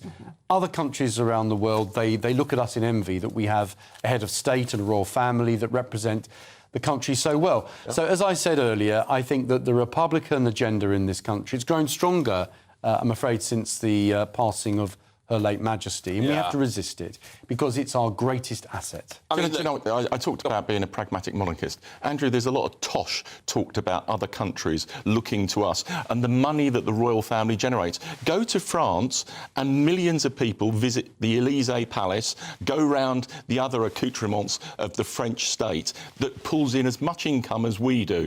Now, I accept that we do have a monarchy, but it needs to operate openly and transparently in a way that everybody else does within society. Final word, Andrew? Well, I think that if you look at France, they've had a continuous upheaval in their country of revolutions and different republics. Frankly, we've had continuity and consistency throughout the centuries. And if Bill is seriously saying that we can learn from France as a better example of a constitution, I beg to differ. I think we're very lucky in this country to have a monarchy, a royal family that has held us in good stead for many centuries, and long may it continue. I would hate to see a President Corbyn. That's all I'm saying. So would I. That's all I'm saying. All right, loads more coming up for you on the show. Thank you, Emily. You'll be leaving us, but we've got loads more coming up on the late edition. See you in 2.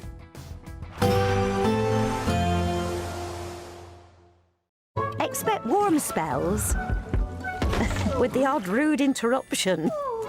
Box Boilers sponsors the weather on GB News. Hello there, good evening. Welcome to your GB News weather update from the Met Office.